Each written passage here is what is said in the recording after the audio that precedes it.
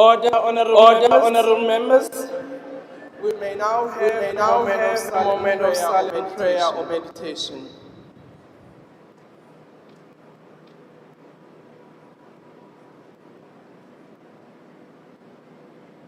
May we be seated.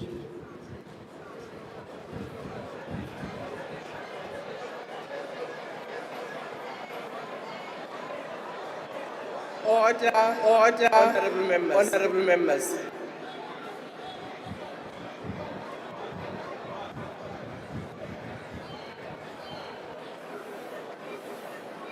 May we all settle down and take our seats. Honourable members, you are all welcome to the House. And I would also like to welcome our guests in the gallery, including former President Zuma, who I'm told is on his way here. Honourable members, I would like to wish Honourable Mantashe, can you please take your seat? Thank you very much. Honourable members, some of you are members of the Christian faith, and I know that today is Ash Wednesday, the start of Lent. So we want to wish you well as you start this period of Lent. Lent is not only about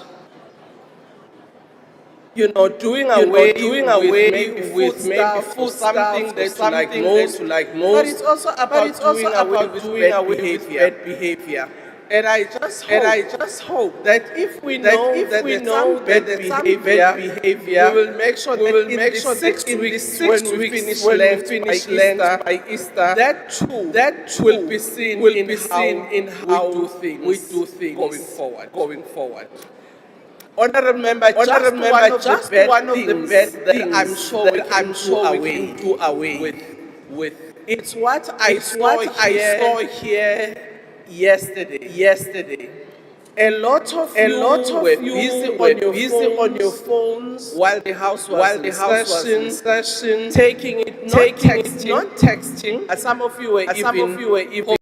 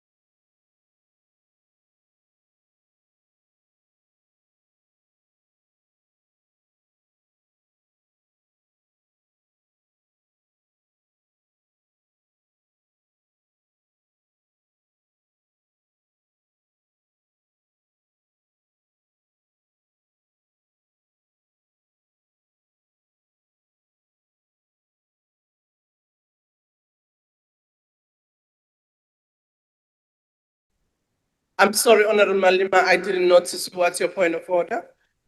The Deputy President has got biltong, so I'll give him peanuts.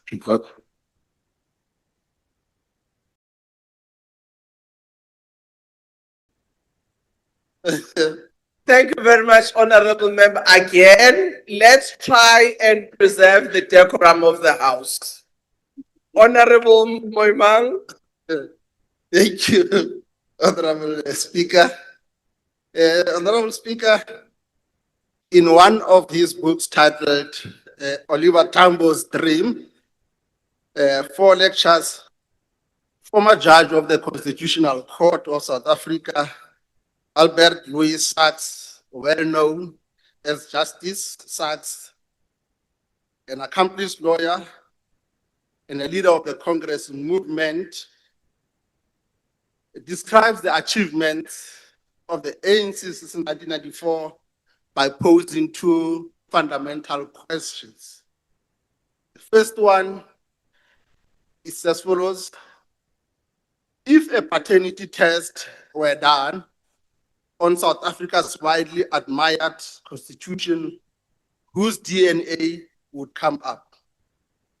The second one is as follows: if the late President General Oliver Tambo were alive today, walking around South Africa, would he be pleased with what he sees? Indeed, Honorable Speaker, Justice Albie Sachs asked these fundamental questions because while in exile in Lusaka in 1988, President General Oliver Tambo used his leadership of the ANC to bridge the gap between the era of internal resistance and the transition to a democratic South Africa, preparing to hand over a stronger united mass organization, had set up an ANC constitutional committee, which organized a workshop to discuss a document titled Constitutional Guidelines. These guidelines, Honorable Speaker, were later incorporated into the Harare Declaration. They became the foundational principles of South Africa's constitution, which became the pillar of our democracy and supreme law of our nation. Honorable Speaker, these guidelines set out the mandate of the National Council of Province, which represent provincial interest in the national sphere of government. Honorable President, through you, Honorable Speaker, we do so to ensure that the province have a direct voice in national lawmaking by participating in the legislative process, overseeing national aspects of provincial local government and providing a forum for provincial issues. It is also the Constitution that establishes a system of cooperative governance which requires the 3 spheres of government, national, provincial, and local, to operate in partnership with mutual trust and good faith to deliver quality services to our people. Mr. President, through you, Honorable Speaker, for us as the House mandated by the democratic dispensation to represent the interests of our provinces, the 2026 SONA signals a shift away from fragmentation towards deliberate alignment in which national capability strengthens rather than replaces provincial and local government and local implementation. As we have already articulated, Honorable President, we have indeed turned a corner. We are moving forward together decisively and with greater agency to rally all the structures of our government across spheres to a common agenda to build stronger communities and stronger nation. Honorable President, the 2026 State of the Nation Address reaffirms the bold, visionary, and innovative leadership to integrate capabilities and resources of the national and provincial governments in a structured way to provide support and capacity to the provinces and local governments. Indeed, Honorable President, our strength comes from our shared determination and resolve to work tirelessly to build a better South Africa, deliver quality services to our people, ensure access to water and sanitation, and take decisive action to ensure that all South Africans live in a safer communities. Honorable Speaker, as the House that is mandated to represent our provinces, we want to welcome the President's decisive intervention in stepping up the fight against crime, gangsters and criminal syndicates that are holding our people to ransom. Honorable Speaker, we join the people of Guguletu exploring informal settlements whose lives have been turned upside down by ruthless Zamazamas and the people of Manenberg, Delft, Richards Plain, Lavender, and Ocean View in welcoming your decision to put more boots on the ground. Honorable Speaker, we also welcome the deployment of the South African National Defence Force to support policy in combating criminality in our communities. As the late veteran of our struggle and of our movement, Rewel Tasusul once said, the story of our struggle is the story of problems arising and the problems being resolved. We shall overcome only if we work together. Indeed, Honorable President, our strength and power as a nation come from one another. It comes from what we can achieve when we work together in a coordinated, integrated, collaborative way to ensure an effective response to challenges our communities in the provinces face. Honorable Speaker, as the doctrine of nature teaches, for every stride and successes, there always emerge a new set of challenges and problems. Our phenomenal successes in expanding access to electricity, water, and sanitation to the majority of our people since 1994 continue to be overshadowed by two interrelated new challenges. Honorable President, first is theft and vandalism of critical electricity and water infrastructure by criminal syndicates. Secondly, is the inability of local government to maintain budget infrastructure for maintenance and operation. The persistence of water outages has led to the emergence of water tank enterprises in many parts of our communities. And this has to be arrested. Mr. President, through you, Honorable Speaker, there is a growing suspicion that some in the water tank enterprises are at the core of the criminal syndicates behind the vandalism of critical water infrastructure. This calls for enhanced collaboration between our law enforcement structures to preempt, combat, and investigate these crimes in a much more coordinated way. Mr. President, while we have witnessed the strengthening and evolution of law on the theft of public infrastructure into a multi-pronged legislative and policy effort aimed at treating infrastructure vandalism as economic sabotage rather than mere theft, these crimes constitute serious economic sabotage and a major disruption in the delivery of basic services to communities. Honorable President, we welcome the transition of 20 economic infrastructure task teams into permanent economic infrastructure units to combat theft and vandalism. Honorable Speaker, we must make sure that communities play a critical proactive role in crime prevention. Indeed, our people must act as the eyes and ears of our police, sharing vital information on criminal activities and syndicates. Honorable Speaker, it is for this reason that we join the masses of our people and all political parties in welcoming the move to ensure that there is a speedy introduction of the Whistleblower Protection Bill. Honorable Speaker, we say this because mobilizing our communities against crime is critical and can go a long way in assisting law enforcement. Mr. President, one of Africa's foremost anti-colonial leaders, a Pan-Africanist and intellectual neutralist revolutionary poet, Amilcar Cabral says, tell no lies, claim no easy victories. Always bear in mind that people are not fighting for ideas, in anyone said, they are fighting to win material benefits, to live better and in peace. For us in the National Council of Province, we are concerned about the state of our municipalities. Among our critical concerns are the current state of our municipalities and the effectiveness of political interventions in local government administration under Section 139 of the Constitution. And some of these 139 provincial government interventions in municipal administration take too long on the takeover of municipal powers by the provinces. The organized local government saga has repeatedly raised red flags about the persistence of these problems, including in some areas the deterioration after these interventions.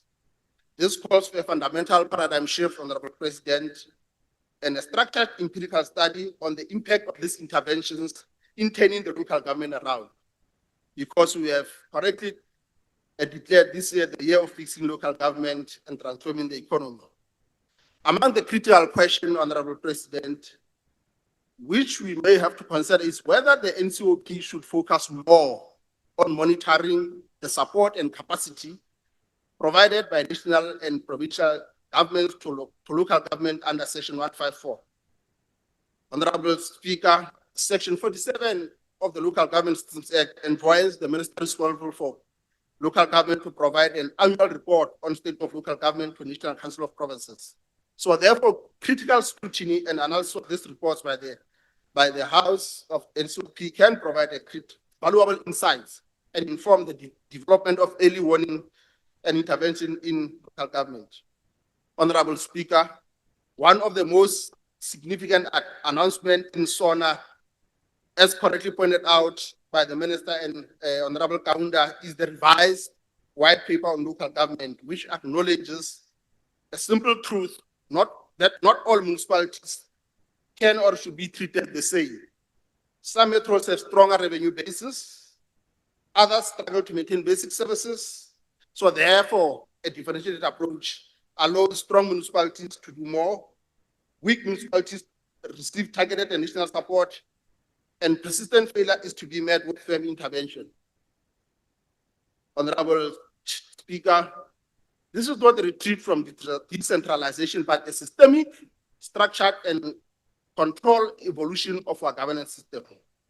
Mr. President, allow me to join the great masses of our people to also acknowledge with a great sense of appreciation the emphasis placed by the State of the Nation address on the professionalization of public services through independent appointment processes, mandatory lifestyle audits, and also central disciplinary registry to prevent recycling of failed and unethical officials. As the National Council of Province, we want to see an even greater drive to finalize professionalization of our local government. Mr. President, a critical task in the 7th administration is to ensure that NCOP becomes a true custodian of cooperative governance and intergovernmental relations by rallying all spheres of our government and institutions of democracy to develop a culture of rapid response and decisive intervention to address the challenges facing communities. This is particularly so against the background of emerging patterns of intergovernmental challenges, like the recent floods that ravaged parts of Limpopo and Mpumalanga, and tragic road accident of scholar transport in Gauteng and Northwest. Transport and environmental disasters are shared competencies between national and provincial governments. Therefore, our failure to be among the first to be with our communities when they shed tears amid this tragic moment is a serious indictment of our collective aspiration to be an activist, responsive people's parliament for a better quality of life for all. While the Constitution mandates the National South African Police Service to prevent, combat, and investigate crime, to win the war against crime, build better in several communities, we need a whole of society approach that we rally all our efforts to a clarion call to work together to build a better and safer South Africa. Honorable Speaker, in conclusion, allow me to join other speakers who spoke before me by saluting our President, His Excellency Cyril Ramaphosa, for his sterling leadership during these difficult and trying times. The leadership of all the political parties represented in the Government of National Unity for their courage to subordinate their narrow party political interests to the broader interests of the country and its people. We also salute other political parties on the opposition benches for their constructive role and contributions to the national discourse on the reconstruction and development of our country. I thank you, Honorable Speaker. Thank you, Honorable Member. I'd now like to recognize Honorable Nzimande.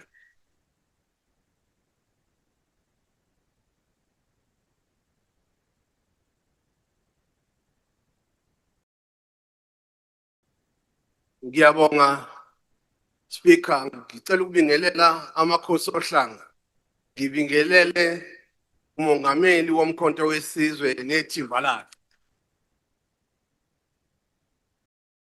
Bese ngibingelela wonke umuntu ophansi kwalelo phahla. Angiyethembisa mongameli.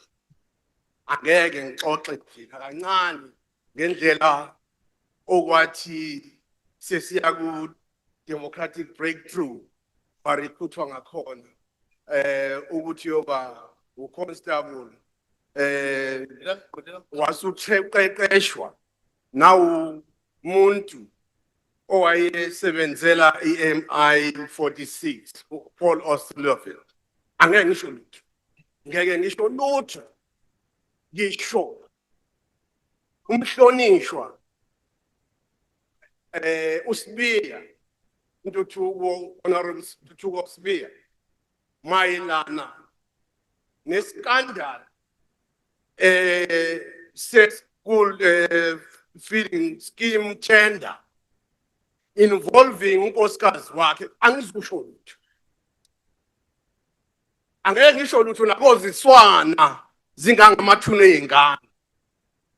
Mr. President, the people's patience is not endless. You have stretched it to the limit. ANC under you have abandoned its revolutionary duty. Instead of crushing the system of exploitation, you integrated the ANC into it. Your SONA is rhetoric and illusions, full of illusions. Let me tell the nation what it means. It means words without justice, promises without delivery, hope without dignity. It is slanted what the chief whip of the Order, honorable member, can you take a seat? There's a point of order. When are you going to speak? Speaker, from when has Honorable Zimande become an analyst? Aphume ku-ANC. Honorable member, that's not a point of order. Not a point of- Honorable member. What the chief whip of the ANC has said is slanted from the truth that this son is bringing hope to the citizens. But what is correct though, Mr. President, what you have said, is that the planning, including unjustified costing of the plans, inability to detect or intervene on early warnings, it's a problem. But who is to be blamed, if not you and your executive of GNU? Ningasukeli ingane zabantu ezama-functionaries. Uthi abantu bakithi ababe ne-hope ukuthi uzodila ngale nkinga esinayo economic exclusion, which is persisting. No, Mr. President. Economic growth without impact is artificial. It is myopia to speak of growth and jobs when trends are showing clearly that the unemployment of youth stands at 43% and is likely to gradually increase. Millions of young people, children from the working class, remain trapped in poverty with no hope of meaningful work. Your SONA is failing also to deal with structural exclusion. The concentration of wealth, meaningful intent to transform ownership of land, capital, and produce productive resources. Growth that benefits only the elite is anti-black child. The economy must serve the majority, not entrench the privilege of the few. You say we must have hope of dealing with inequalities and injustices. No, Mr. President. You spoke of addressing that. But let me tell you, when we critically analyze SONA, we have found it to be a fallacy. GNU has no shared vision and ideological belief. DA, Freedom Front Plus, Afro Forum, your GNU partners want to maintain the status quo. You appointed the regional ministers in all strategic departments with the sole purpose to undermine the developmental agenda. Usawakhumbula ama-free chairs owanikwa wona waceba ngawo cha bongeyona i-free lunch siyawabona impumela. Education shall not you appointed the DA Minister of Basic Education and we can tell you it shall not advance the fundamental role of government in using education to change societal power structure. The power relations shall continue in favor of the haves. You speak that you should have hope in terms of service delivery. No, Mr. President. You hold office, but the power lies with DA and the reactionary right wingers. That's it. Honorable Kwena, can you take your seat? What's the point of order, honorable member? I would just like to ask the honorable member where his Mickey Mouse combat suit is today. Honorable member, that is not a point of order. Can we please allow the debate to flow without putting a lot of points of order that are not? Mr. President, you are saying we still need to have hope that we shall have shelter for all. No, Mr. President. There's a decline in terms of delivery rate of RTP houses and failure to eradicate mud houses across the country. Awuye nje uvakasha lapha eMatsakali village in Limpopo. That was a one living example. Yet you are talking of growth, but such growth is not an impactful growth to our people. Hamba during my public schools. Infrastructure is deteriorating, learner furniture, ayikho, is inadequate. Abantwana abahlala phezu kwamatshe nezitini zokwakha. Mawungakholwa lokhu hamba uye eZonyama High School naseSakiseni High School. Most of township village schools do not have sports and recreation facilities. Mawungakholwa lokhu hamba eCosmo Primary School. Unominister nje ozele ukuzodansa la emayini platform ongasebenzi. Together we thought with you and us and ANC. Kwena, your time is up. Your time is up. Yes. Honorable Minister of Public Works. Speaker. Yes, Honorable Member. Honorable Speaker, Yes. could we please advise these golden oldies that have been in Parliament forever and have changed nothing in this country, that this member, it was his maiden speech. Can they please demonstrate some decorum? Thank you. Honorable Member, thank you very much, but that idea was not communicated to the table. Otherwise, we would have made an announcement as such. But still, order.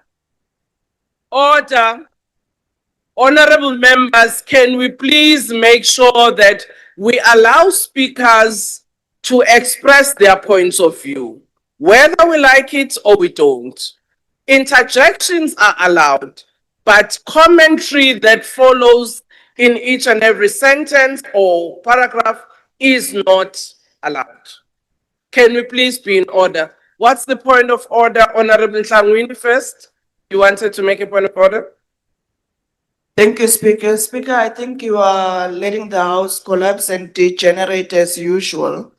The list of speakers would indicate that a member have a maiden speech or not.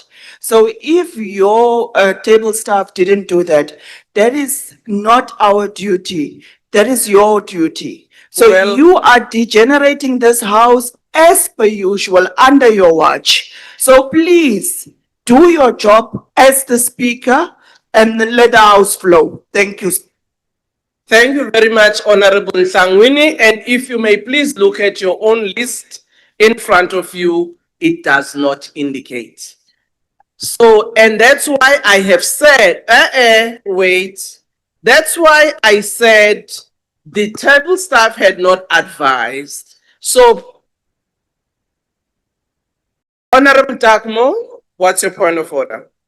Thank you very much, Speaker. My point of order is to point out the convention that when a member makes a maiden speech, other members do not interject, provided, and this is an important proviso, that that member doesn't make party political statements and controversial. So no one who objected to that maiden speech was out of order because it's consistent with the convention. Thank you very much, Honorable Member, and I'm sure all of us do know the rules with regards to maiden speech, and we should abide by it. Honorable Nzimande, indeed we apologize. The Speaker did not receive that you are making a maiden speech. So that matter is brought to an end. Minister of Public Works. Madam Speaker. Honorable Malema, what is your point of order? Madam Speaker, since you were not aware that it was his maiden speech, I'll suggest that you give him chance again.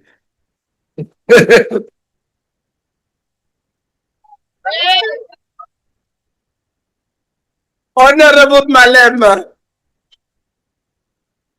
I really would have been able to do so if our rules allow that, but they don't. And I was actually generous. I gave him 4 seconds in addition to his time. Yes. I raise the hands. Minister of Public Works. I raise the hands, Minister. Ahe. Aye. Ahe. Yes, Honorable Member.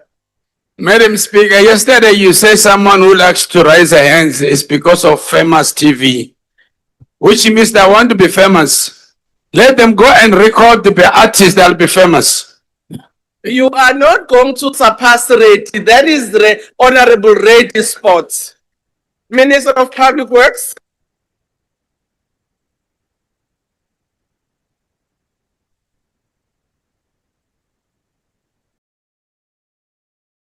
Good afternoon, Mr. President, Deputy President, honorable members, fellow South Africans.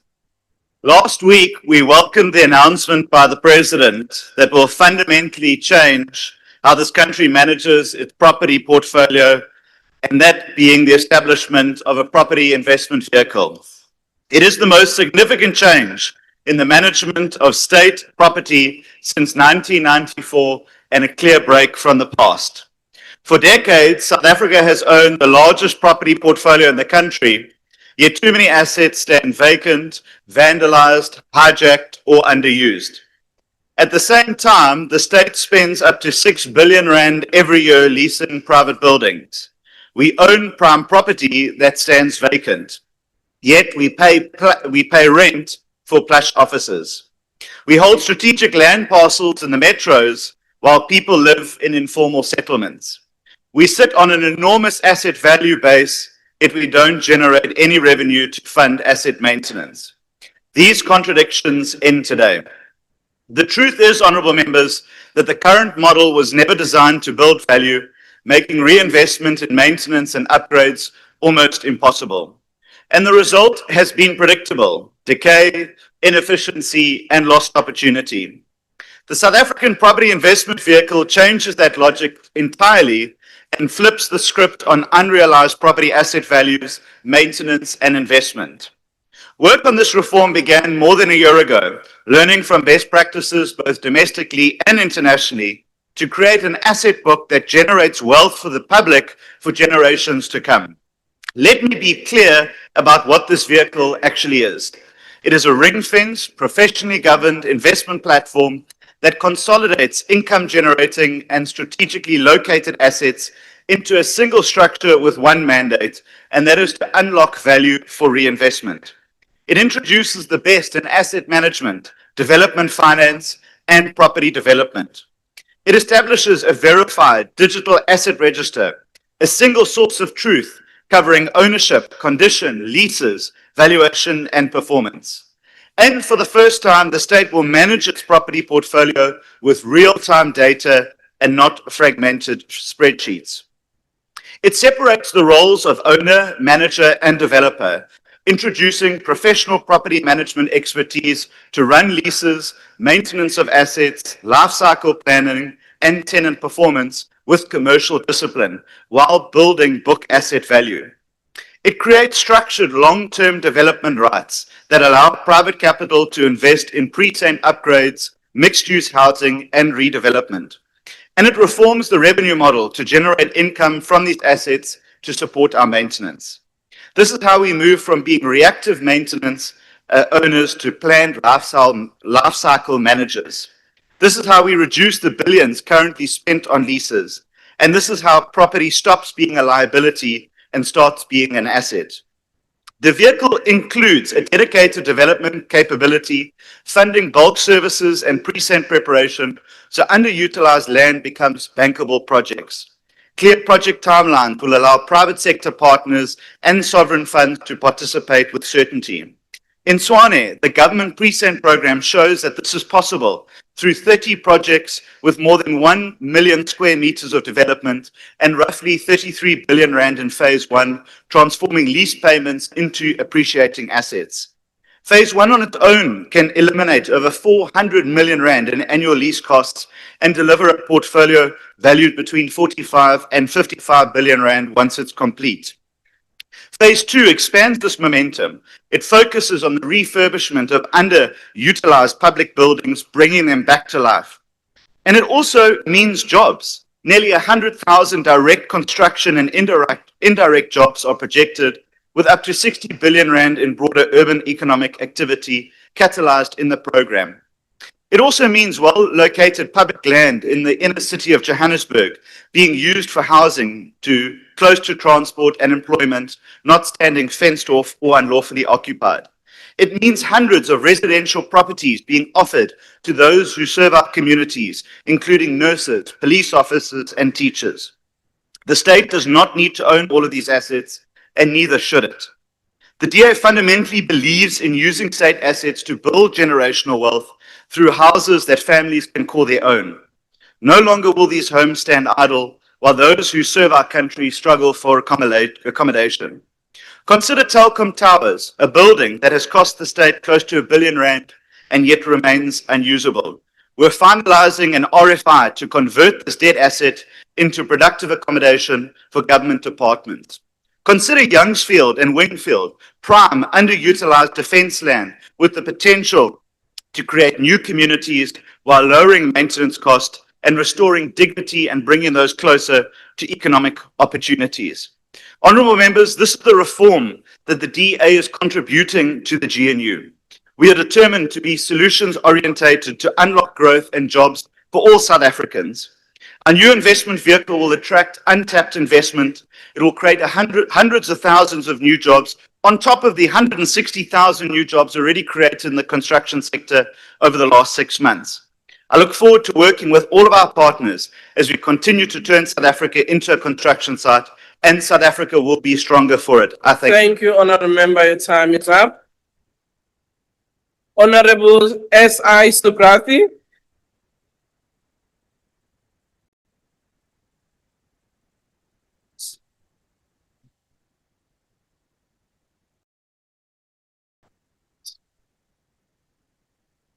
Honorable President, Honorable Deputy President, honorable members and fellow South Africans, Assalamu alaikum and good afternoon. On the day of his release from Robben Island, Nelson Mandela extended his appreciation to the many structures and formations of the mass democratic movement. One of those was Contralisa, the Congress of Traditional Leaders movement. Perhaps as a start, let's state clearly that traditional leaders are an integral part of our society, and that traditional leaders play a significant role in the governance of our country. The ANC, coming from its Lekgotla, has committed itself and instructed its deployees to government to continue to engage traditional leaders, especially on issues of their benefits and their development role in society, and that any attempt to politicize the matter of traditional leaders is indeed regrettable. The ANC continues to see traditional leaders as custodians of culture and moral standards in our society. Honorable members, in the context of this year being declared by the ANC as the year of decisive action to fix local government and transform the economy, the story of local government is more than what is usually reported in the media.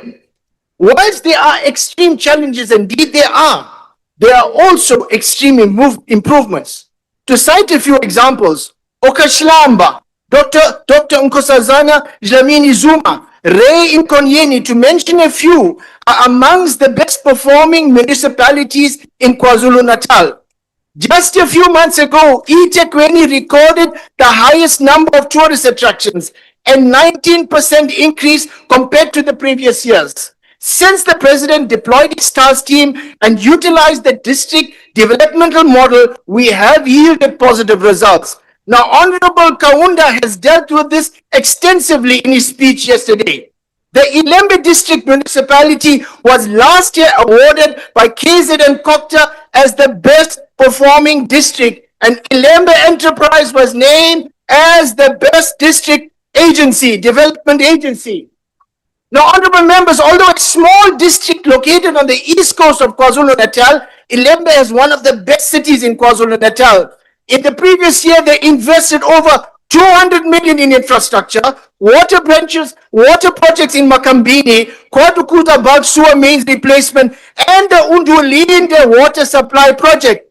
Now, this district represents a good example of how local government is managed through financial discipline and maintenance of infrastructure that boosts the economic outcomes of the municipality.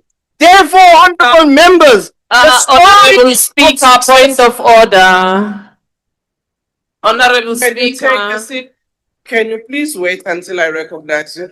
Honorable Subrathi, can you take a seat? Is the point of order, honorable member? Oh. There is a member from your party in front of you who have raised a point of order. Yes, you raised your point of order. Ngiyathokoza mgcinisihlalo. Mgcinisihlalo ubengithi lapha moqala kuma rules ilunga alivumelekanga ukuthi lileye amala ngamanye amagama akakwazi ukuthi akhohlise isitshaba ngoba lento ayikhuluma ngayo ngeThekwini is not true, Madam Speaker. Thank you. Honorable member, the point you are raising will require verification of the facts, as you say, is arguing. So you'll have to put a substantive motion. And therefore, for now, we can proceed. Honorable Speaker, my hand is up. Honorable member from your party, before you, what's your point, honorable member? honorable member, I cannot sit here coming from Makambini. Sorry. Here, a member of parliament, live in the Honorable public. member. There's water in Makambini. Honorable member, I have just advised the member of your party. So if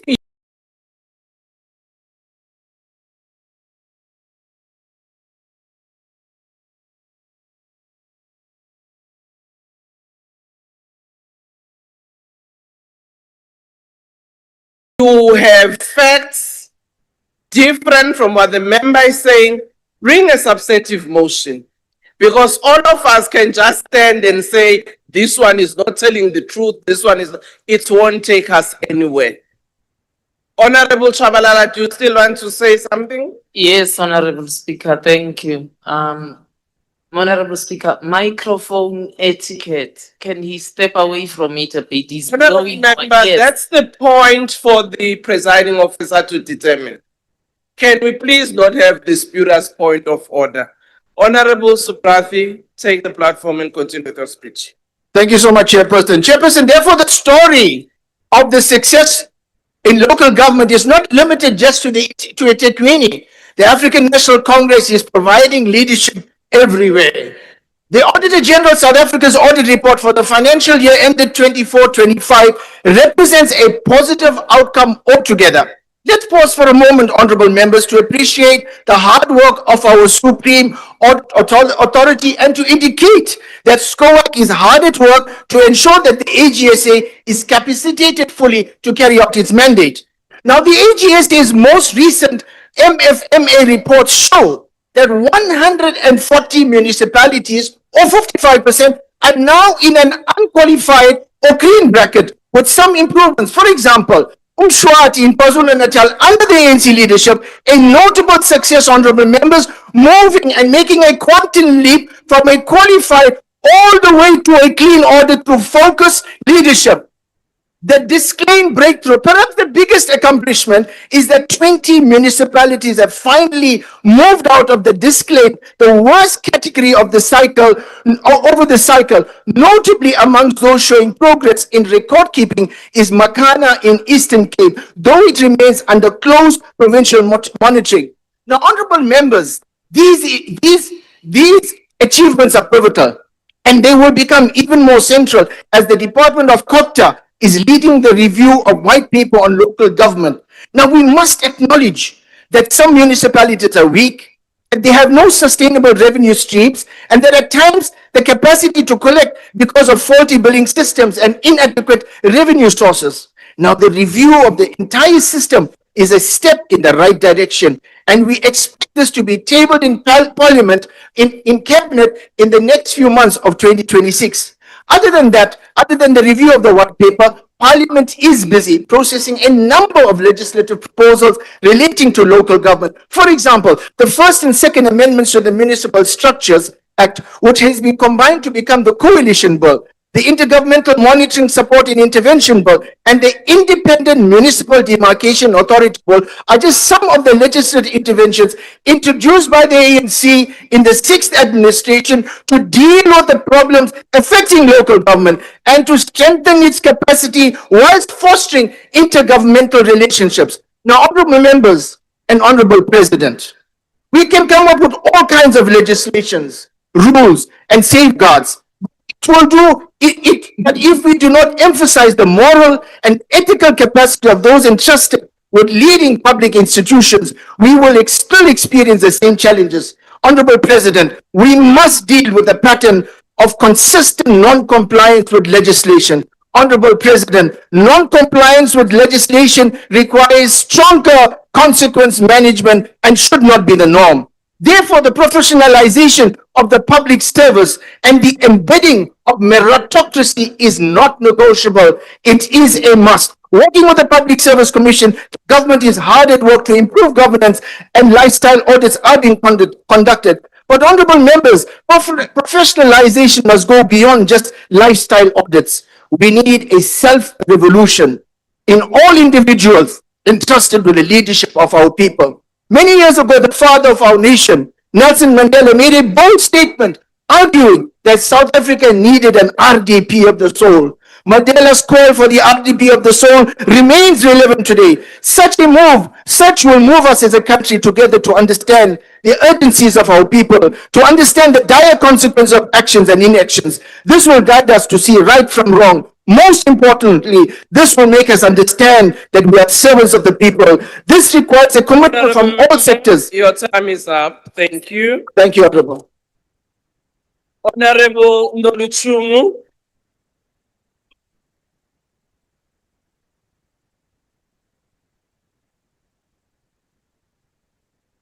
Mandibulise kumongameli Julius Malema nesikhokhelo sombutho we-EFF ojongene nokukhulula ilizwe laseMzantsi Afrika kwezomnotho. Ndibulise kumongameli Ramaphosa, amalungu eParlamente nomzi wase-Afrika uphela. Masibulise kubahlolokazi nabantwana be-mine workers who died in Marikana, whom you, Mr. President, characterized their industrial action for better wage as cowardly criminal, after which they were mowed down like flies by the police. Singalibali intsapho of the almost 6,000 people who were murdered in the country only between July and September in 2025.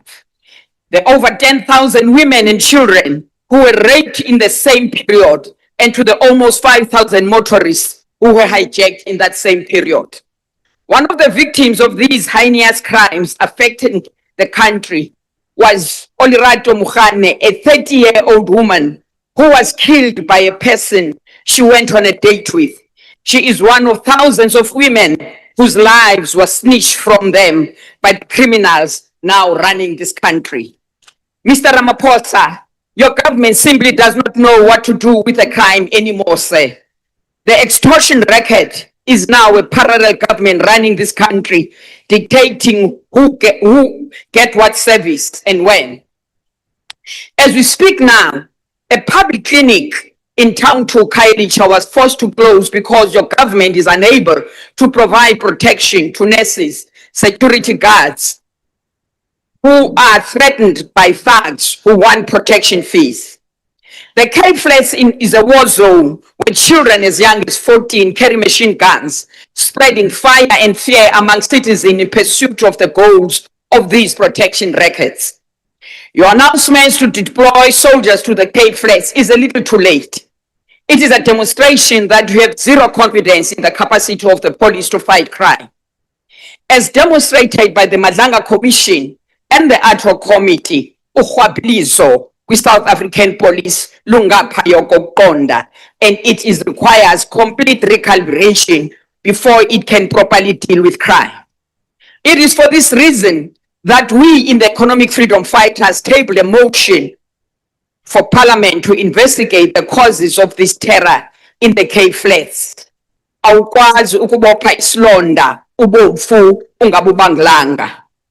Mr. President, when you took over from President Zuma, you and the clique around you decried 9 wasted years under President Zuma. You launched yourself using the seminal song from our beloved Brachuma Sekela and declared, Thuma mina. It has been 8 years sikuthumile awukabuyi nangoku okomntana ongavumi ukuthunywa. 8 years later, youth unemployment is over 50%. More than 8.2 million South Africans remain unemployed. Where are the 2 million jobs you promised in the SONA of 2019? Under your presidency, the economy has not achieved sustained growth above 3% in any single year. Yours is a continuation of the wasted 9 years under President Zuma. You are not different to him, and you might in fact be worse. More than any other president, you have presided over the most devastating collapse of municipalities in this country. Of the 257 municipalities, only 41 got clean audits from the Auditor General. And this has been a general trend for the past 4 years. It is not just a matter of poor administration and financial record keeping, but also chronic incompetence compounded by corruption. Rural municipalities are unable to even grade rural roads, making commuting a difficult exercise for learners, teachers, nurses who deliver critical service to rural communities. Amahlati, Makana, and Inokumkijima municipalities in the Eastern Cape have been dysfunctional for years, and yet there hasn't been a single intervention to resolve their problems. That is the real state of the nation, President. Your government's chronic incapacity to resolve the most basic service delivery problems. But like the Nero, you are feeding while South Africa is burning. South Africa is not a lost cause. It needs leadership. It needs resolute leadership to restore land back to natives and provide support to natives to utilize the land for productive purposes. It needs leadership with foresight to put an end to gender-based violence, not lamabali usibalisela wona for the past 8 years. It needs resolute leadership to strengthen our state-owned enterprises and repurpose them for intensive state-led infrastructural development programs. We need leadership to expand the higher education sector so that all those children who successfully completed matric are able to get into institution of higher learning.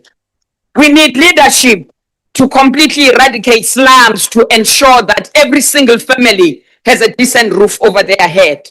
You do not possess such leadership, Mr. President, and that leadership can only be found in the economic freedom fighters. We urge all South African youth to register to vote so that we can rid our society of this extreme laziness and corruption in government and introduce a government that will be responsive to the needs of our people. Thank you.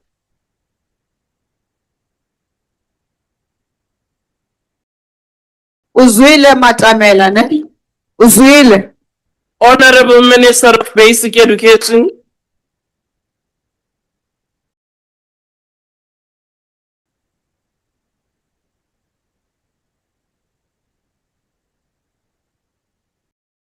Speaker, last week's SONA reminded us that South Africa has indeed entered a new chapter defined by shared commitment to delivery, to stability, and to progress.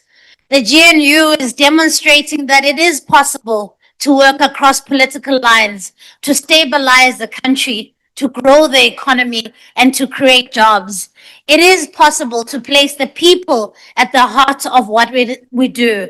It is possible to commit ourselves to serve those who have waited way too long for change. And for the DA, the moment of entering the GNU was not a departure from our values, but an expression of them. When we got into government, we were guided by a clear purpose to help stabilize the country in a moment of profound uncertainty and drive meaningful reform that improves the lives of people. We could never allow the country we so love to fall into the hands of those who wish to throw away our constitution into the bin for political clout. While political parties like the MK do not see the value of our hard-earned constitutional democracy, we certainly do. We took an oath to serve the millions of South Africans who look to us to lead. The president has correctly placed growth and jobs at the center of the national agenda. But no country can grow without an education system that works. It is massive, it is complicated. However, it houses one of our most precious assets, our children. Education is where productivity begins. It is where young people gain the skills and the confidence to participate in a growing economy. And that is why we are proud of the highest matric pass rate of 88% that the class of 2025 achieved. And what is most inspiring is that over 60% of our bachelor passes come from no-fee schools. Talent, hard work resides even in the most rural and underserved areas. And since taking office, my focus has been clear: improving foundational literacy and numeracy in South Africa. We know that when we do this, our learners are able to progress through their schooling career with confidence and strong foundations. They'll be able to take on gateway subjects that respond to the needs of our economy. And to achieve this, we've radically turned the education system on its head. We've been unrelenting in investing in early expansion of early child development, strengthening accountability, supporting our teachers, and ensuring that schools are safe spaces for teaching and learning. Last year, we set an ambitious target through the Banapele Miss Registration Drive to register 10,000 ECD centers by December. We reached that target by September and closed the year with 13,000 registered centers. What this means, honorable members, is that over 1.3 million children have access to good nutrition, foundational learning, and safe places.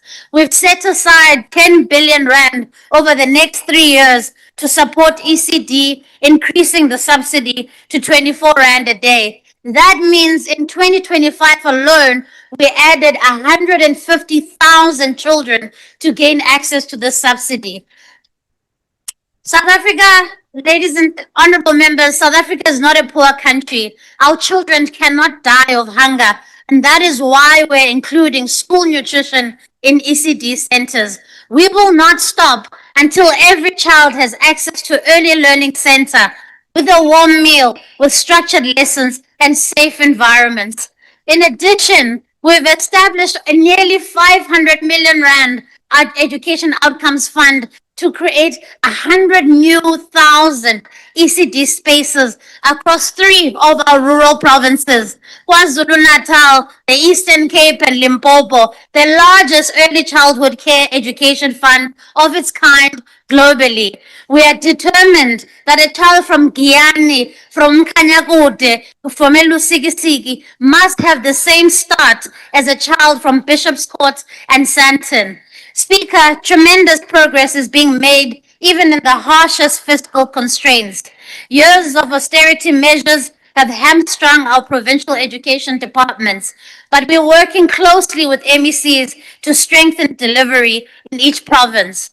Many of our corporate partners and philanthropic partners have reached apho singafikeleli khona. Their generosity and their belief in our strategy has been an investment in libraries, additional classrooms, kitchens, and the like. Umsebenzi wethu mkhulu kwaye udinga abantu abazimiseleyo ukusebenzela abantu beli. Iyo lonto sisithi akwaneli nje abantwana bapase umatric, sifuna abafundi bapase kakuhle bakwazi ukuya kumabanga phezulu ezemfundo, bakwazi ukwenza umahluko kumakhaya abasuka kuwo. The real measure of success in an education system is having strong foundations of learning that leads to young adults who leave school equipped to study further, to train, build businesses, to participate meaningfully in the economy. If we get the basics right, reading, writing, counting, supported teachers, we will close you, the gap Honorable between Minister. abo bangathathi ntweni nabo Honorable Minister, bafumileyo. your time is We will up. not Thank you. stop until we get it right. Thank you. Hamba.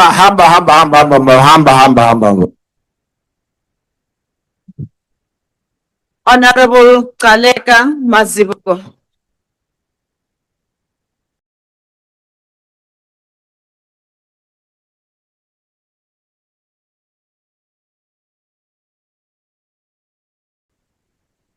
Honorable Chair, because of time constraints, may I please rise on the established protocol. Phakama, South Africa, Phakama. You have done well for yourself.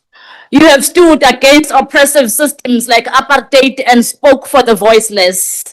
You have saved lives whilst big nations failed to save lives during world pandemic called COVID. You have stood against bullies and made it your business to build better communities. Phakama, South Africa. As our President, His Excellency Mr. Ramaphosa gracefully stated, it is you, South Africa, that is able to remain focused and turn its economy around. To date, we have experienced 4 consecutive quarters of GDP growth. To date, we have achieved 2 consecutive primary budget surplus. In my home village, City Sinemali. To date, our credit rating has improved, and where I live at Johannesburg, its stock exchange is the largest stock exchange on the African continent. And of course, it continues to perform. Phakama, South Africa, Phakama. It is you who has made transformation and non-negotiable. You are building a developmental state that places industrial transformation and redistribution at the center of economic policy planning. You have made it your business to change the life of Tinswalo, Tandi, and Sipho. Not many can state that they want to achieve rapid, inclusive, and sustainable economic growth that aimed at ensuring the promotion of fixed capital investment and industrialization, job creation, transformation, land reform, infrastructure development, structural reforms, transformational change, fiscal sustainability, sustainable use of our national resources and endowment. Phakama, South Africa, you are doing well. As a country, we have one of the deepened financial markets on the continent, with a financial sector with assets over 22 trillion, demonstrating that South Africa does not necessarily have a resource scarcity, but a redistribution and allocation problem. One of the targets of the medium-term development plan to stimulate economic growth is an investment target of 3 trillion, which is 15% of the asset capitalization of our financial sector. So, we do not lack resources. The major question is how they are allocated and deployed, including the special factor of where. To support our ambitions of increasing the industrialization of our economy, asset allocation in the economy has to support manufacturing and other industrial sectors, as they are a major source of decent jobs creation. We need to recalibrate asset allocation exposure of pension funds and review the prudential limit to increase access to credit. Mr. President, as you are aware, many black-owned businesses and startups lack access to credit due to the restrictive credit regulations and policies. Our banks are among the most profitable in the world, lending where the markup is high on short-term credit finance, such as mortgage, vehicle finance, and credit cards, and are not necessarily productive. To address this challenge, we must establish accessible standards for cooperative banks, mutual banks and banks, particularly in the digital age of fintech, including the Post Bank. South Africa, let us welcome the decision by the ANC-led government to prioritize infrastructure development as reflected by the over 1 trillion allocation in the medium term for infrastructure. To support an increase in infrastructure investment, we should significantly increase the capitalization of the Development Bank of South Africa. This should be done in order to increase its reach and impact, which significantly supports municipalities to improve access to water and sanitation, roads and infrastructure, and other infrastructure development. Furthermore, the realization of Regulation 28 of the Pension Fund Act must be a non-negotiable. Phakama South Africa and make sure that the establishment of sovereign wealth fund happens in the short term. You have all the tools and capabilities to make it a reality. Firstly, we have the state capability through Public Investment Corporation, which has increased its assets from over 2.5 trillion in 2023 to over 3 trillion in 2025. Secondly, the PIC can act as an incubator of a sovereign wealth fund, which should be capitalized by the fiscal and various capital mechanisms. We should also create a linkage with resource rents.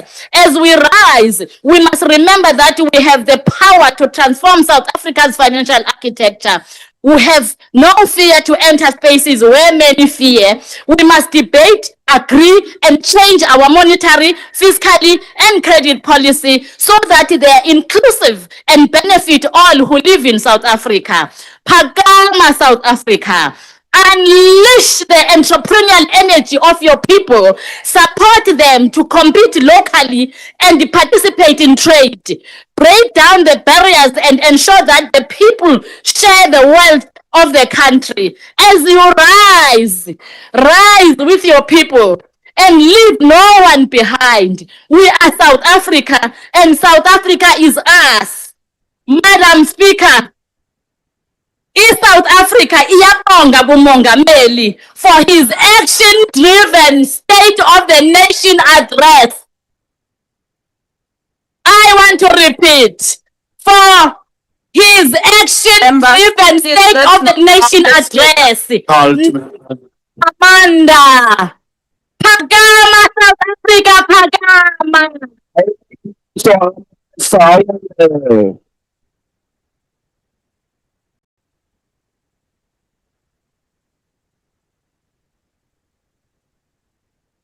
Imbongi. Honorable Ishmael Musa.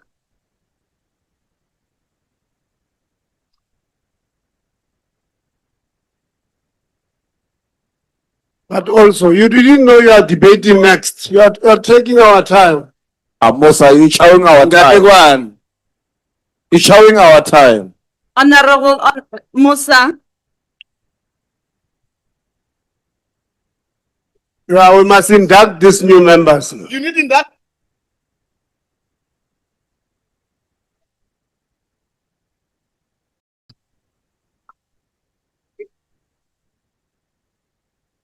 Malibongwe.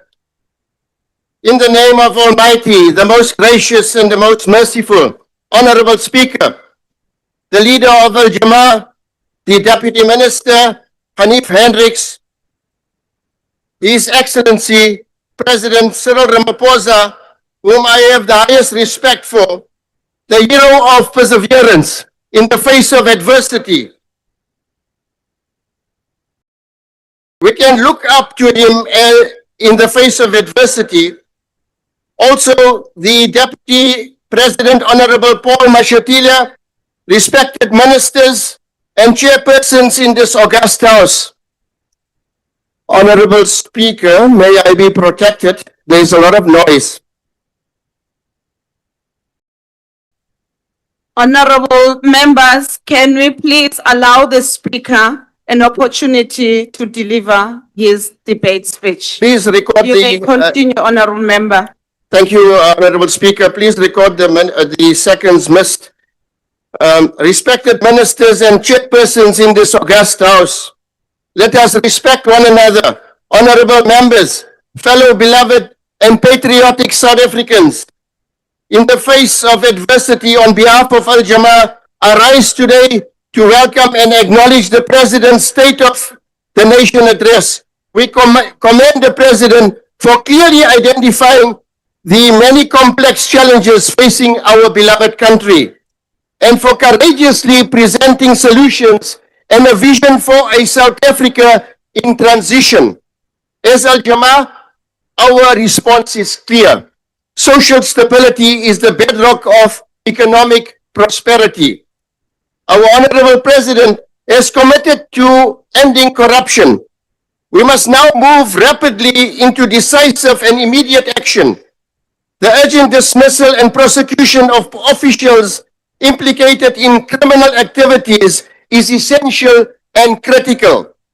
Delays and weak implementation continue to damage public trust and undermine our nation's hope for a better future.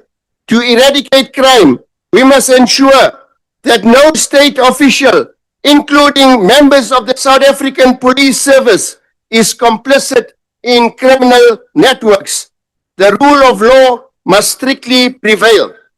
There is systematic failures and poor governance that continue to hamper the delivery of basic services and necessities, which has been very well identified by our Honorable President.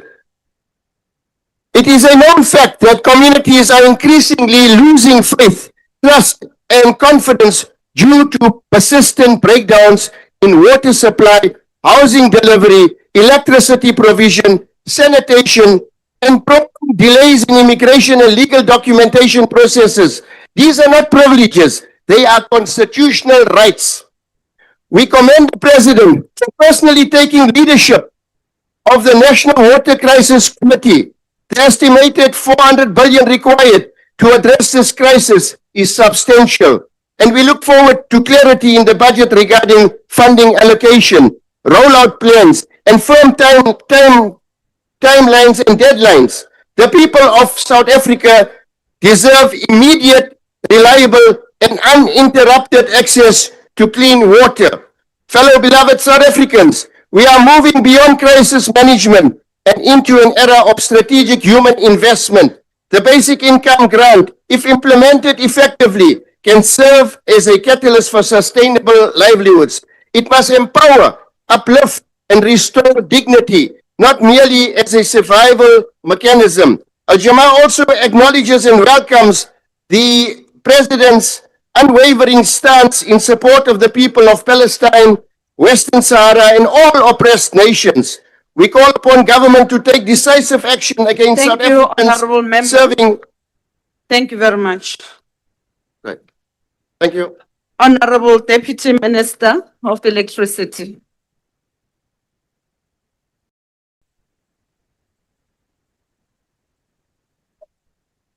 Mr. President, Mr. Deputy President, Honorable Chairperson, Honorable Members, energy is the lifeblood of our economy. It is essential to growth, job creation, and dignity, which is why the DA has consistently supported the establishment of a competitive, liberalized electricity market that expands access, lowers costs, and strengthens South Africa's industrial competitiveness. We therefore welcome the President's clear endorsement of this policy direction and his commitment to keeping key energy reforms on track. The Energy Regulation Amendment Act provides a clear legal framework to unbundle and transform Eskom. This will not be easy, nor will it be quick, but it provides a clear pathway toward a modern and sustainable energy system. I have full confidence in Team Energy, Minister Ramaphosa, department officials, the leadership and staff of Eskom, SANEDI, NERSA, NEXA, NRADI, and the NNR to drive implementation. Our shared responsibility is to translate national commitments into practical, measurable progress. This year, we see continued rollout of renewable energy projects and the launch of the South African wholesale electricity market. Alongside this, we are focusing on pragmatic industrialization, expanded skills development, stronger municipal energy systems, and scaled up energy efficiency and demand-side management. Together, These are building a modern energy system that supports growth, job creation, and our long-term climate commitments. Honourable Chairperson, these reforms also create a major opportunity to localise new energy value chains and build domestic manufacturing capacity. Cabinet's adoption of the South African Renewable Energy Master Plan, or SARM, directly links the energy transition to industrial development. This is not simply a planning framework. It is an implementation platform. Work streams focused on manufacturing development, skills, and investment mobilization are now operational. They are aligning public and private sector stakeholders around priority industrial opportunities and translating policy direction into investable manufacturing pathways. Industry has identified more than 4,000 components across renewable energy value chains that could be manufactured locally. This provides a clear roadmap for strengthening domestic industrial capacity while maintaining investment certainty. Honourable Chairperson, as our reforms expand energy supply, we must expand access. Our G20 Legacy Programme on Clean Cooking is translating policy into practical delivery that directly improves lives. Clean cooking is about health, safety, dignity, and opportunity. To date, 1,000 cook stoves have been delivered to households in Mpumalanga, building on Eskom's programs targeting 3,000 households. Last mile LPG infrastructure has been installed and local small businesses trained to support rollout and maintenance. By year end, we are targeting a cabinet-approved national clean cooking roadmap alongside implementation plans for every province based on a multi-fuel approach, electric, gas, and bioenergy. Implementation is already underway. We are not waiting for plans to act. Honourable Chairperson, South Africa's nuclear sector remains a strategic national asset, supporting energy security, advanced science, healthcare, skills development, and industrial capacity. Our country continues to demonstrate global leadership in nuclear technology, including world-leading radioisotope production that supports life-saving medical treatment worldwide. I am pleased to report continued clean audit outcomes across NECSA, INRADI, and the NNR, which reflect sustained improvements in governance and financial management.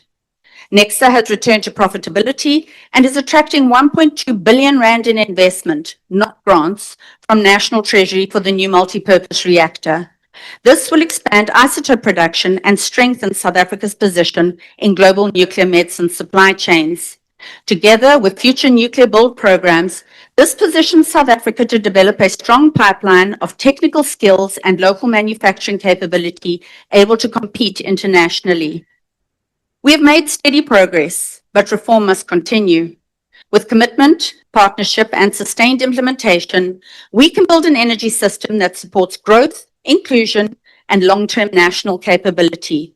So let's get to work. Thank you.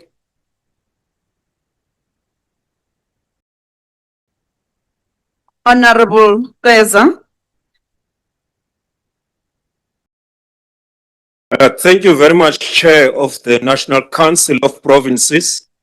Revolutionary greetings to the Commander-in-Chief and President of the Economic Freedom Fighters, Commissar Julius Cyril Ramaphosa, Commissars and Fighters and Ground Forces of the EFF.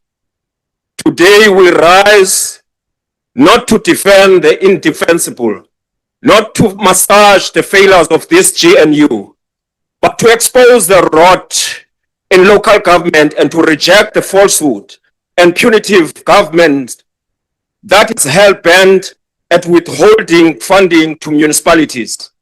President Ramaphosa, Frantz Fanon warned us about you.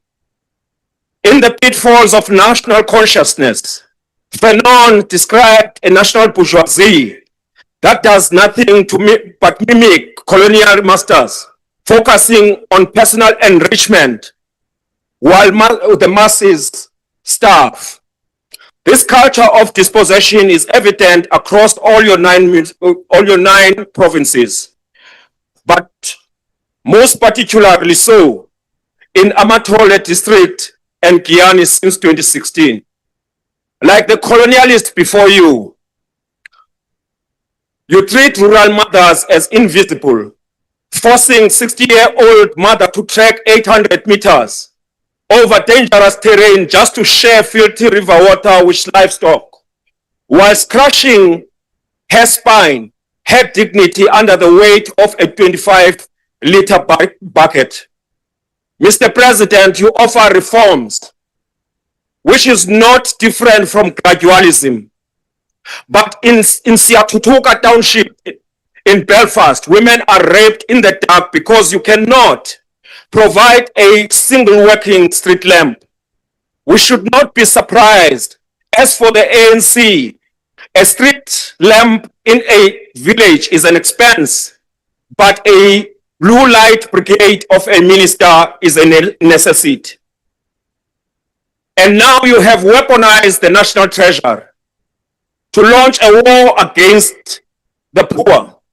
Mr. President, you believe that starving municipalities will enforce accountability. We call this for what it is, a neoliberal austerity trick. By invoking Section 216 of the Constitution to withhold funds from 39 municipalities, you aren't punishing corrupt officials. You are strangling the people. To withhold the equitable share is a constitutional crime. It is a neoliberal trick designed to collapse the public sector to your billionaire friends, so that your billionaire friends can privatize our water. You have done everything else humanly possible to be on the opposite side of the people. Residents of Matosana, Vereeniging, Vaderbergpark, Sharpeville, and Bupilong are drowning in raw sewage, which is flowing down in their streets and into their homes. Moreover, in Bushbuck Ridge, your officials are so brazen.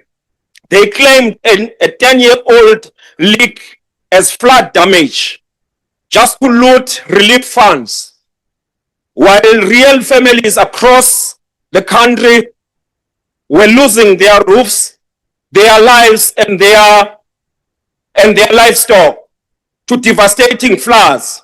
These officials saw not a tragedy, but an invoice. They didn't see suffering. They saw a get-rich-quick scheme funded by the National Disaster Management Center. Meanwhile, in Gomas, Chairperson, the road infrastructure in Ward 11, Kahobi, as we were there on Sunday, in particular Road 2953, has been in a permanent state of design. Built since 2001, but dilapidated for the last 15 years. The road becomes impassable during the rainy season, cutting off municipal community from essential goods, services, access to emergency healthcare, education, and safe public transport, leading to increased safety risk and fatalities during the recent floods. Despite being placed in the design phase for the 2025-2026 provincial budget, Mr. President, we are concerned by the systemic derailment of road infrastructure project. For this seems to be linked there is a linkage between the derailment and the October 2022 by-election results in Ward 11, where the EFF won in that ward. This is not the renewal which you promised, but a systematic growth of a dying regime. Chairperson, the EFF correctly asserts, as we did in our founding manifesto, that the crisis we see today is not merely bad management. It is deep structural crisis. You cannot have meaningful municipalities on a foundation of dispossession. Our municipalities are failing because they were designed to be unsustainable enclaves. We warned you back then that as long as land is not expropriated without compensation, our municipalities will remain landless authorities, unable to provide housing, sanitation, and dignity to the African majority. The road sewage running, therefore, through the streets of Mfuleni and 10-year-old leaks in bushbuckets are not an accident. They are an inevitable result of a neoliberal model that prioritizes collection over human life. Municipalities must become engines of production, not just administrators of decline, not of clean audits, but dirty lives. We don't want your EPWP crumbs. We want industrialization. We don't want your half a loaf is better than no bread politics. We want an equal share in the entire loaf. We want the industrial park in every rural municipality, paving on every road in quality so our people don't die in the mud on their way to the clinics. Not the perpetual rurality of rural development, but through development. We want the state to stop sabotaging municipal wards won by the EFF just because you fear our success and fortitude. You should win the confidence of the people through persuasion, not by sabotaging their services. Ensure completion of dysfunctional reservoir and severe plans in Emakazin, Govenbeki, and Dr. J.S. Munoga's chronic water shortages. We call on this pretentious GNU to end the boardroom talk shops, pave all internal roads for economic access to clinics, support local cooperatives and small manufacturers through municipal procurement, build resilient houses, and build deal-friendly this time, President, that can withstand disasters. Honorable Chair, the solution is not to withhold funds from the people of Makanda and Mafube. The solution is in the 7 non-negotiable bundle pillars of the EFF. We need the insourcing of engineers and technicians so that a 10-year leak in Bushbuck Ridge is fixed in 10 hours and not into a looting scheme. We need the total overhaul of local government fiscal framework. We need nationalization of the land so that these municipalities can plan without begging developers. We told you this in 2013. You didn't listen then. Now the streets flow with filth and the treasury is closing the taps. Mr. President, you are not fixing the crisis. You are the crisis. Thank you very much. Thank you, Honorable Keza. Honorable members, that was his maiden speech in the joint sitting of Parliament. Honorable Hassan.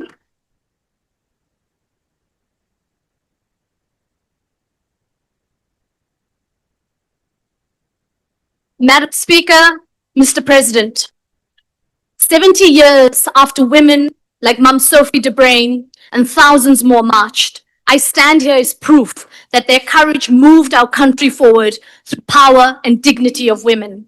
50 years after the youth of 1976, whose courage demanded a better future with opportunity. 30 years into our democracy, I am living proof that a non-racial, non-sexist society is possible, but democracy cannot end at the ballot box. It must reach the mine gate, the factory floor, and the household meter. 10 years after fees must fall, the struggle continues as students at this very moment are fighting for access to institutions of higher learning. And all of these milestones culminate in this particular moment. Our generation must build a united and prosperous South Africa with jobs and opportunities for youth. The President reminded us that our strength lies in our natural endowments, the minerals beneath our soil, and the riches of our land. But if we remain trapped in extracting and exporting raw minerals, we are not building a democratic economy. We are managing a colonial one. And as the world shifts to green energy and clean tech, South Africa holds many of the critical minerals needed for this transition, alongside world-class solar and wind resources. And it is not just a statistic. It is a once-in-a-generation opportunity for us to reindustrialize, to add value through beneficiation, and to ensure that communities where mining happens are the first to benefit, not the last to be remembered. President Ramaphosa, you were correct in categorizing mining as a sunrise industry. We possess what the world desperately needs. 88% of global platinum group metals, 70% of chromium, and 32% of manganese. Mining contributes 6% of GDP and employs over 474,000 people and contributes a major portion of our exports. In a town under the shadow of a chrome mine, Nomsa watched trucks leave each day, heavy with ore, but light with hope. The wealth beneath their feet left, raw, and returned as expensive goods that they could barely afford. And then the policy changed. A furnace rose. Chrome became ferrochrome. Ferrochrome became stainless steel. And suddenly, work appeared where there was only waiting. Apprenticeships, workshops, suppliers, paychecks, community ownership models turned Nomsa's mining town into a developmental zone. Her brother became an apprentice. Her mother's spaza shop became a supplier. And at home, holding a stainless steel spoon made from their own ground resources. When Nomsa understood that beneficiation is when a country stops exporting its future and starts building dignity. Our resources must not be put into a system that generates wealth in other countries. That must be the foundation of our developmental economic model. And honorable members, it is the ANC who has worked to seize this opportunity. By modernizing the mining cadastral system, we can unlock 30 billion rand in new investment. We can increase the speed of mining, of licensing and removing corruption and bottlenecks. We can increase funding for geological mapping and exploration and supporting junior miners to expand. We can preserve existing industrial capacity to downstream industries and supporting them. But of course, there is a very important point that must be made on energy. And we appreciate the stabilization that has been brought to Eskom and the hard work. Our energy availability factor has risen to over 65% from an all-time low of 48%. But we must be honest about the next fight, affordability. President, the commitment to eradicate load reduction by next year must be treated not just as a delivery target, not just as a talking point, but as a necessity. And in the same breath, we must confront the cost of living crisis. Electricity prices are too high for many township and rural households. And so our indigent programs must be strengthened. The free basic electricity grant must be increased from 50 to 150 kilowatts. Innovative off-grid energy solutions must be rolled out, and addressing the municipal debt crisis and fixing our distribution systems must be prioritized. And that is why the reform of our energy sector is so important, to provide cheaper power for every single South African by introducing competition and enabling investment in a diverse energy mix. We can bring down the costs while ensuring a reliable supply in the future. ANC Minister Ramaphosa and his team must be commended for this work. But Madam Speaker, we must also acknowledge the progress on youth. The presidential employment stimulus has created 2.5 million opportunities. Another 2.5 billion rand has been set aside from SMMEs who are women and youth-led. The YES program has created more than 200,000 places for young people, and there's been a shift in the skills revolution. But President Ramaphosa, I must now speak plainly as a young member of parliament here. The youth of South Africa are done begging for a place in an economy that was built on our exclusion. We were told to be patient and we've been told to wait our turn, but you cannot feed a generation with patience. And so here is the demand from us as young people. Treat youth unemployment like a national emergency, not with speeches, but with state power, with a wartime approach that mobilizes every single department, every single public entity, municipality, and every private company in this country, with targets, timelines, and consequences. We are done with an economy of extraction. There can be no license without beneficiation, no tenders without youth jobs, and no incentives without training and decent work. And to the young people who are watching, your struggle is the struggle of our republic. We are not asking for charity. We are demanding justice. So let us be remembered as the generation that created a thriving economy built on abundant and low-cost energy and a society that works for all. Let us turn our mineral riches into a diverse economy, our skills and universities into centers of opportunity. Let us turn our freedom into economic dignity now. I thank you.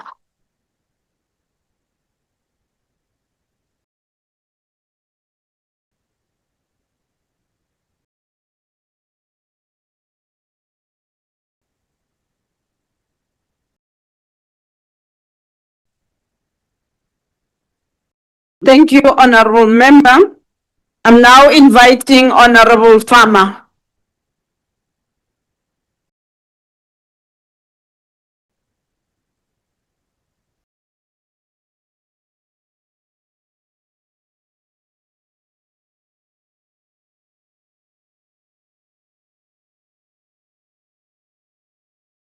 Introduce yourself. Honorable Chairperson, Honorable President, and Honorable Members, I greet you in the name of Jesus Christ, our Lord and Savior, the God who died for us. Order, honorable members, can we allow him to address the House, please?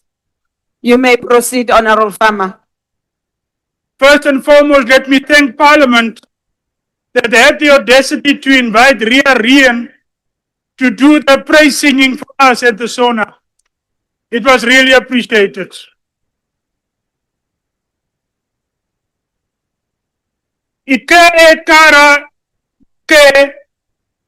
These words are etched into South Africa's national coat of arms. They are written in the calm language of the San people, and they mean diverse people unite. Yet while these words represent the soul of our nation, the people who spoke them, the first inhabitants of this land, remain among the most marginalized. Today we speak about the Ku and the San. For over 100,000 years, the San lived as hunter-gatherers. And for 2,000 years, the Ku flourished as pastoralists. They are the First Nations of South Africa, possessing the oldest DNA on earth. But their history is not just one of ancient heritage. It's a story of a centuries-long struggle for recognition, land, and the right to exist as a distinct people. The struggle began with the arrival of European settlers in 1652. The Ku and San were the first face to face the brunt of colonial expansion. Their grazing lands were seized, their water sources were fenced off, and they were subjected to what many historians now recognize as genocidal campaigns. But perhaps the most insidious blow came later, under the apartheid regime. The Ku and San were stripped of their indigenous identity entirely. They were forcibly reclassified under the colored racial category. This was not just a label, it was an attempt at erasure. By being absorbed into a broader racial group, the unique languages, their traditional leadership structures, and their status as First Nations were legally wiped from the record. For decades, they were made socially and politically invisible. When democracy arrived in 1994, many hoped for restoration of dignity. But for the Ku San, the new South Africa brought new barriers. At last, we need to thank the President again for allowing the army to come and help secure our Cape Flats, as colored lives do matter. Take the issue of land restitution. Current South African law generally limits land claims to dispossession that occurred after June 19, 1913. But the Ku and the San lost the vast majority of their ancestral territories centuries before their date. Because the law doesn't fully account for pre-1913 colonial theft,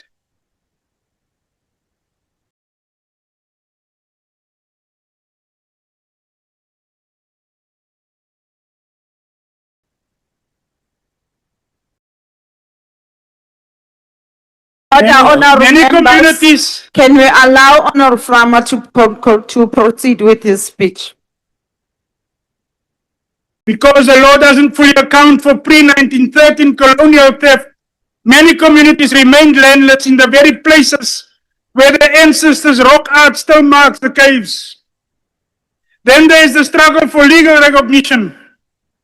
While the 96 Constitution protects indigenous languages, the 11 official languages initially recognized were all Bantu or European.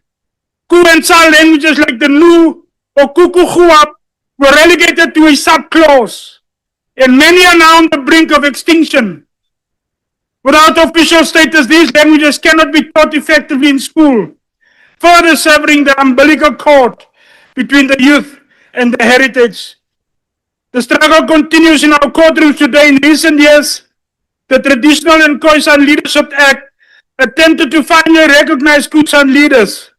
However, it has faced massive legal challenges because many activists feel it still doesn't go far enough in granting true autonomy over land and resources.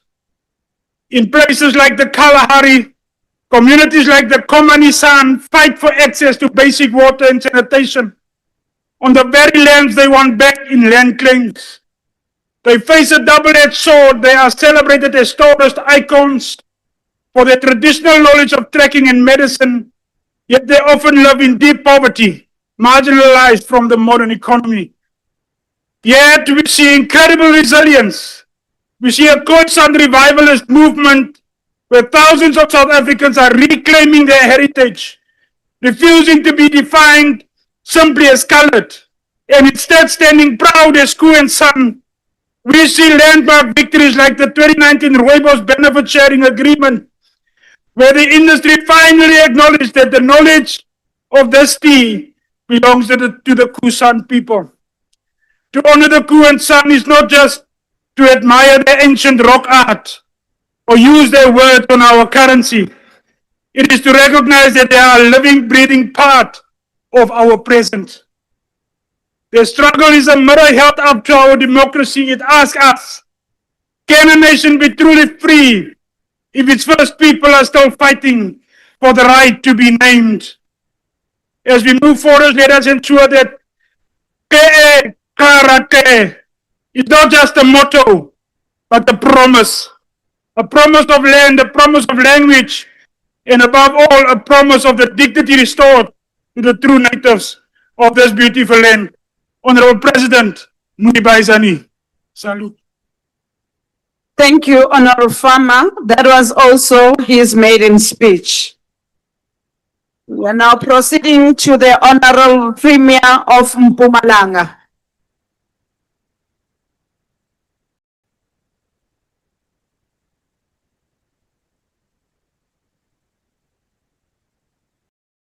Speaker of the National Assembly, Honorable Toko Dideza, Chairperson of the NSOP, Honorable Refilwe Tswenitsipana, Honorable President Cyril Ramaphosa, Deputy President Paul Mashatile, Honorable Members, Honorable President, in times of uncertainty and challenge, leadership is defined by the willingness to lead from the front. Such leadership provides stability, serves as an anchor for the collective, and fosters confidence, loyalty, and pride among the people. We therefore welcome your decision to lead from the front in addressing the country's water challenges. Our people have responded positively to this decisive leadership and draw reassurance from your direct engagement, which reinforces their confidence in government and its commitment to service delivery. We saw you, Honorable President, in the provinces of Limpopo and Mpumalanga, when our communities were plagued into sorrow and despair as a result of heavy rains and devastating floods. Even in those difficult moments, you led from the front, standing shoulder to shoulder with affected families. In Mpumalanga, the torrential downpours resulted in the tragic loss of 20 lives, the displacement of many families, widespread damage to infrastructure. We extend our deepest and most heartfelt condolences to the bereaved families. We further wish to express our sincere appreciation for the swift support and decisive intervention by the Honorable President. Our provincial government reprioritized 288 million rand to repair the disaster damages. We also appreciate the reprioritization of 100 million rand by the Department of Cooperative Governance and Traditional Affairs and the Department of Human Settlement at 50 million rand each. The spirit of cooperative governance between the different spheres of government is a living and practical expression of our constitutional commitment to work together in the best interests of the people of South Africa. Honorable President, we accept your call and join you in honoring and saluting the brave women of 1956. Izimbokodo, who stood firm and fought for the total emancipation and the freedom of our people in South Africa. Honorable President, as a champion of gender transformation, you have set the standard for inclusive and progressive leadership in our country. We have taken a cue from your example. Our Director General is a woman, and more than 50% of top-level managers are women. Gama lamakhosikazi malibongwe. According to the Oxfam report, 89.8% of Mpumalanga's population depends on the public health system. The province is accelerating the employment of health professionals and advance the rollout of single electronic patient record system. 93.8% of our public health care facilities are accredited by the Office of Health Standard Compliance. Mpumalanga is ready to implement the NHI. Enhance access to clinical care. We recently appointed 25 medical doctors and placed them in community health centers across the province. This brings the total number to 36 community health centers with full-time doctors, while an additional 10 is supported by contractors' doctors. We will complete 7 clinics and construct 6 new clinics during the current financial year. We have also completed the high-tech Middleburg Regional Hospital, which has been fully operational and waiting for you, Honorable President, to open it. Additionally, the state-of-the-art Maplane Hospital is scheduled for practical completion in this financial year. We have launched Zulu e-learning program, which is designed to bridge the digital divide through distribution of smart devices. 60,000 tablets were distributed to grade 12 learners at 312 million rand in 2025.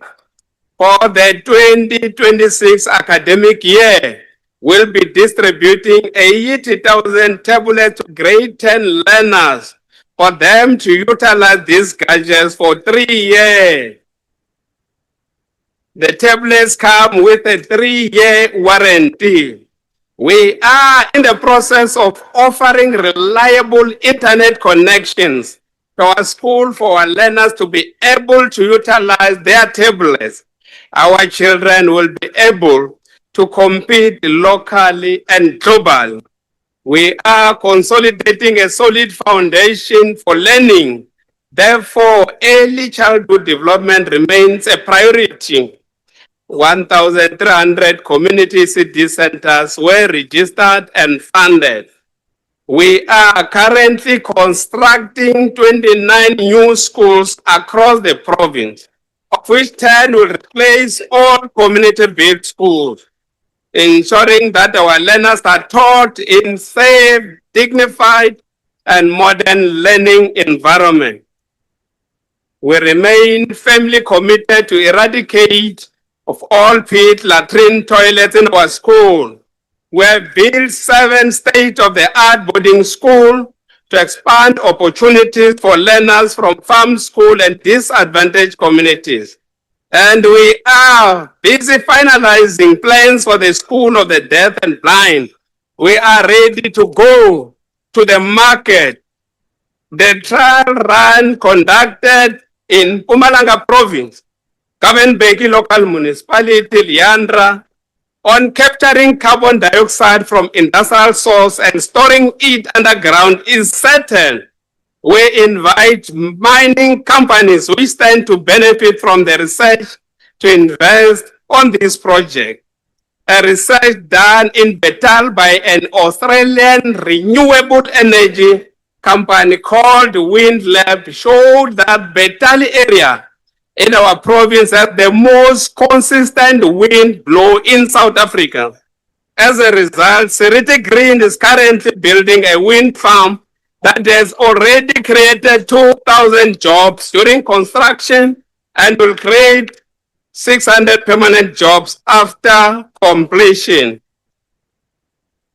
We'll soon be signing a memorandum of understanding with the University of Mpumalanga to be a co-partner on the recently signed agreement between the university and Haiyan province in South China to pilot the large-scale production of hybrid rice in Mpumalanga, which is estimated to create over 380,000 jobs and contribute approximately 4.32 billion rand annually to the provincial economy. Honorable President, indeed your comprehensive and compelling State of the Nation address drew wide attention across political and policy spectrum. Even one of your most vocal critics, the Institute of Economic Justice, acknowledged in its response that your address was clear in outlining the challenges confronting our nation, even where there may be differences regarding the proposed solution. The recognition affirms that the issues facing our country were articulated with honesty and Honorable clarity. Premier, your time is Honorable up. President, we thank you for your continued commitment to serving the people of South Africa. Leadership Honorable Member, your time is up. particularly in times of complexity and contestation. Your time is up. Bye-bye. ER36 yona ayangangazela MKP ayangangazela. You wish, Baba, you wish. We are not easy. Same water, they are crying. Thank you, honorable members. Honorable members, business will now be suspended for 15 minutes for a comfort. Same water, they are crying. To alert members to the resumption of the House, the business is now suspended.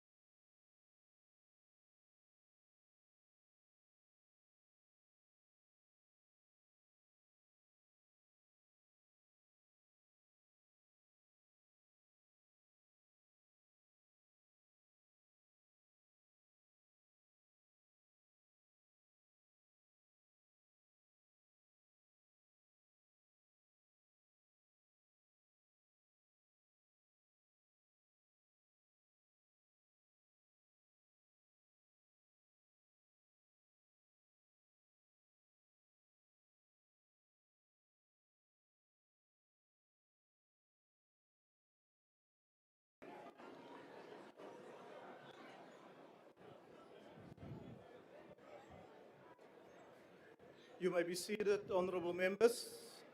And can we have the noise levels are too high, and for those members who have not taken up their allocated seats yet, please do so that we can continue with the business for the day.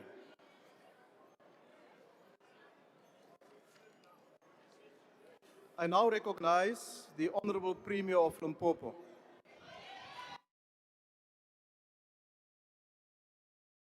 Malibongwe.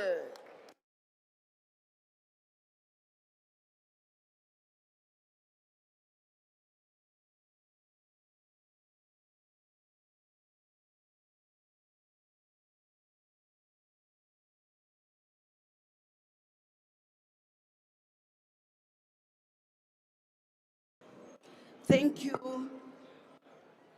Thank you, House Chair. Allow me to stand on the already protocol established. Honorable Chair, today we stand before you with immense pride as we respond to the State of the Nation address delivered by His Excellency President Matamela Ramaphosa on the 12th of February 2026. Mr. President, there's no doubt that the depth of your utterings was accompanied by your comfortable posture, assurance of your tone, and the steadiness of your pronouncement. As it is custom in our province, especially towards just two RDP houses remaining standing out. This was after water had subsided to show the kind of quality housing you have often spoken about, the strong and adaptive to climate change. Mr. President, you witnessed personally, firsthand, the villages that were turned into dams, streets turned into dongas, yet you saw hope in the eyes of communities who came to welcome you as you reach out to them in Chakuma, in Giyani, and in Baula areas as an example.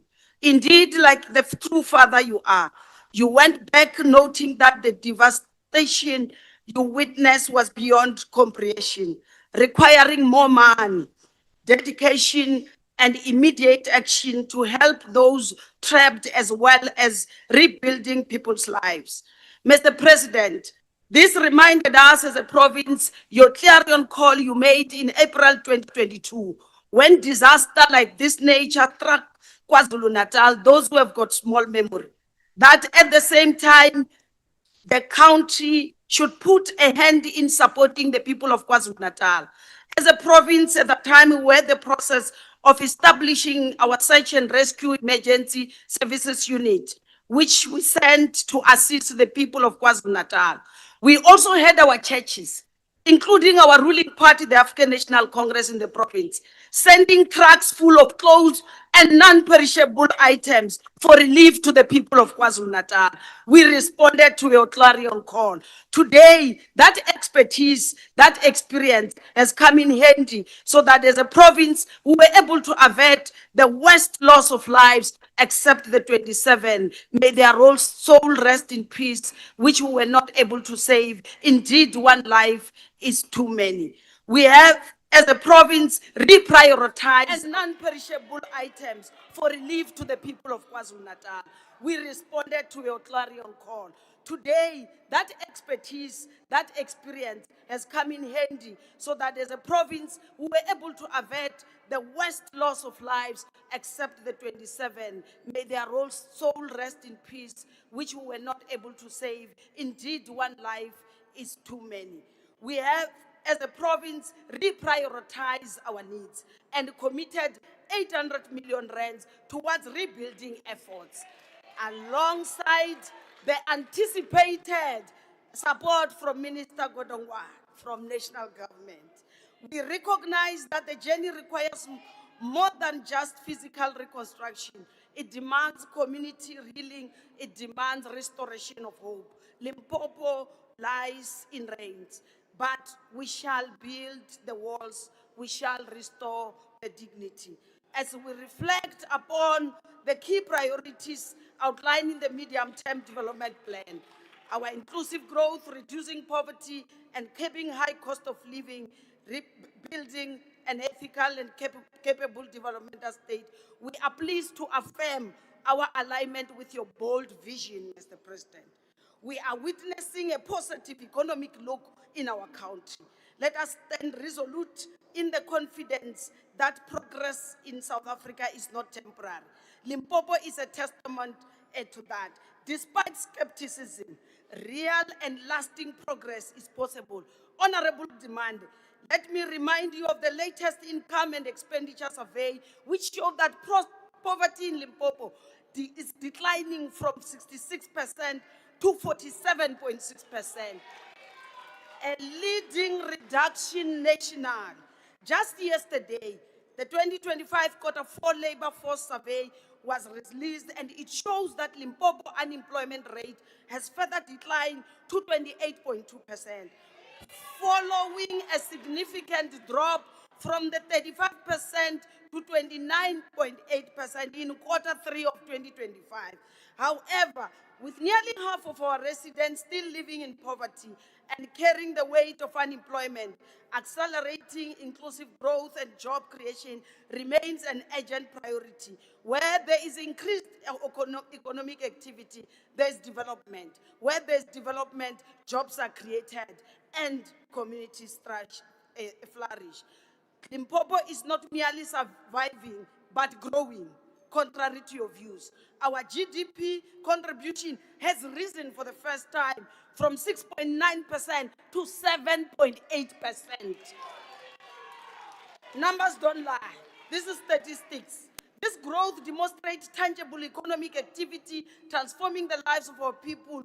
We are shifting towards becoming an urbanized rural region where development is felt in the most distant villages. This is not an accident, Mr. President, but a result of your deliberate planning and action, which we would like to see drop even to below 20% by 2030. While we are registering progress, we must also indicate that we are not happy with the small pace. The current situation, which we saw 2 days ago, where many young people from all over the country queuing for SANDF site in Thohoyandou to submit their CV, it's a wake up to all of us that you have deployed with responsibility to turn the lives of our people. Honorable Chair, we are aware of the challenges that persist, especially to ensure consistent water supply. In response, we have established what we call the Premier's War Room on water. In the Mopani district, the popular Gyan, out of those 20 villages, we are left with 5 to complete the project, and they will be having running water. Similarly, structures have been established in Capricorn, Mopani, and Vembe districts. We want to applaud your insistence, Mr. President, on infrastructure investment as the bedrock of economic growth. Initiatives such as rollout of solar smart technology in the rural villages. Yes, indeed, Minister Ramaphosa came on your behalf and switched on the lights at Madimbo village, bridging the digital divide, providing our children with access to modern technology and educational resources. Last year, we shared a positive story with you on public-private partnership that today we are constructing Steelport Bridge in Sekhukhune. Today, as we speak, we are waiting for Minister Mantashe to join us as we cut the ribbon because the bridge is completed. As government, we spend 10% and the mine spend 90%.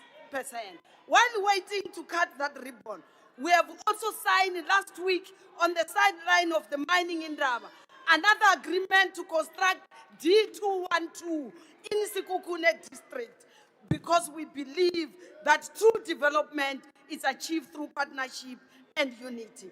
Mr. President, we want to applaud you on your bold pronouncement that you are going to revitalize George Mukari Hospital. This will be the third since 1994 an academic hospital to be built. Let's remind honorable members in this corner The first one was built by President Mandela, which is Chief Albert Luthuli. The second one, which is at 40% completion, is the one that you pronounce in this August House, which is Limpopo Academic Hospital, built by you. The third one will also be built by you. It will happen because you are not a man of promises, but a man of commitments, and you deliver on your commitments. Mr. President, when we established the medical school at the University of Limpopo some few years ago, many people says of our dead body, I'm surprised they are still breathing oxygen. Why are they not dead?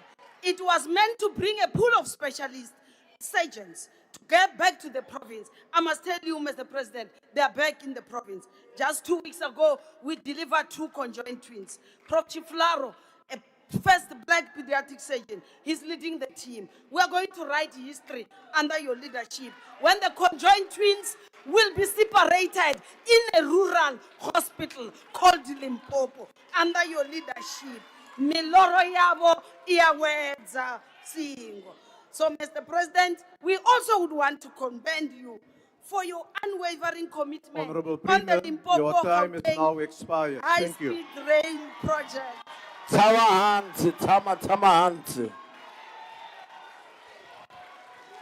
Order, honorable members. Order, honorable members. The next speaker is the Honorable Deputy Chairperson of the NCOP. Order, honorable members.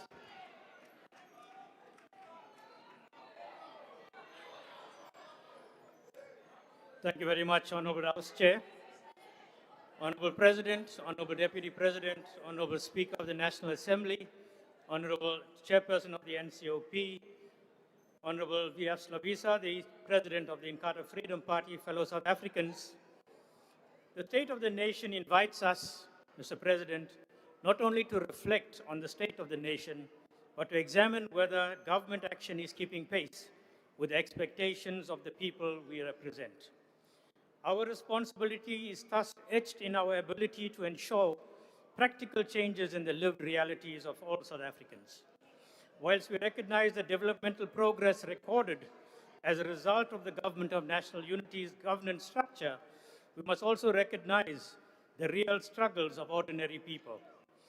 Honorable House Chair, our continued struggle is the slow implementation of sound policies that government proposes but fails to implement effectively and timeously.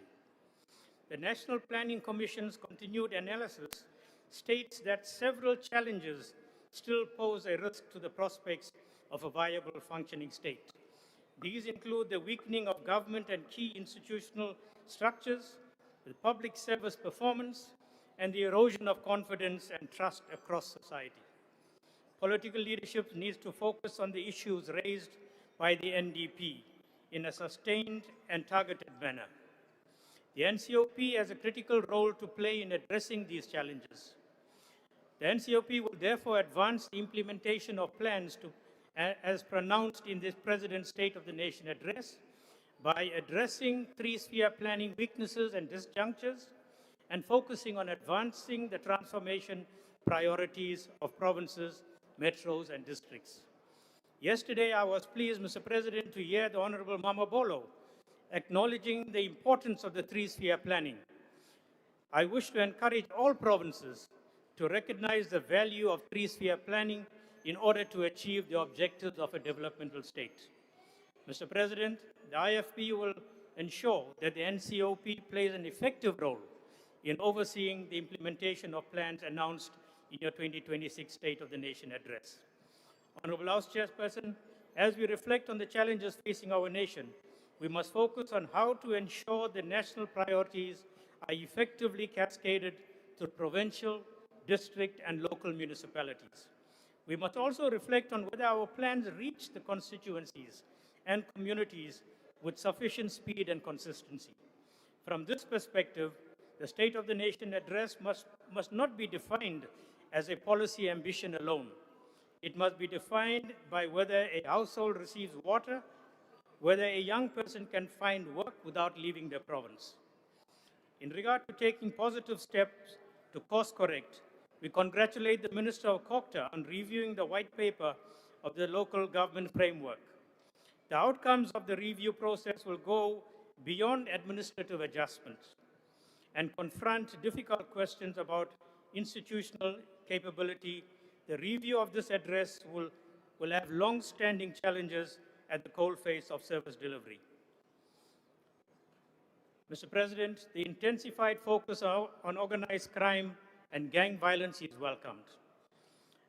I must sadly say, Honorable President, soon after we concluded our sitting here last night, 3 people were shot and killed at Athlone here in Cape Town. And one of them was a 9-month-old baby, and the 2 others were women. This is a sad reality in our country. This needs to stop. Communities across all provinces are anxiously looking forward to the outcomes of the Madlanga Commission.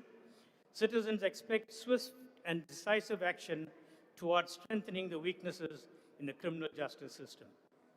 Young people are not only unemployed, many feel excluded from the economic future being discussed at national level. Skills development must respond to local labor markets.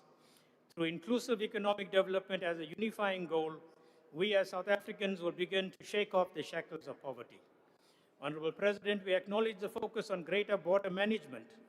The years of porous borders has caused a threat to our local economy, in which illegal and undocumented foreigners are unjustly benefiting from the limited opportunities that we have.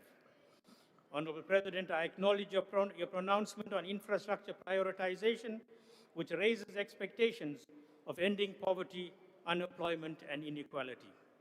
Public confidence depends not only on plans announced, but on projects that are completed.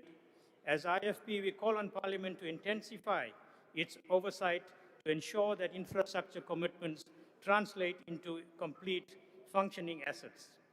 Honorable members, the Government of National Unity offers an opportunity for cooperative governance, and cooperation must be seen to yield positive outcomes. As IFP, we stand ready to play our role to ensure national priorities become provincial realities and that provincial realities restore confidence in democratic governance. I thank you, Honorable House Chair. Thank you, Honorable Deputy Chairperson of the NCOP. I now invite the Honorable Premier of the Western Cape.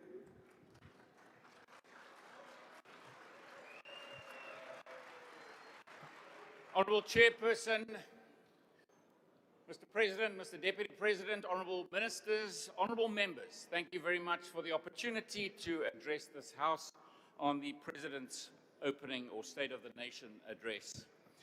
I do so on behalf of the residents of the Western Cape, and one would think that I would speak about jobs.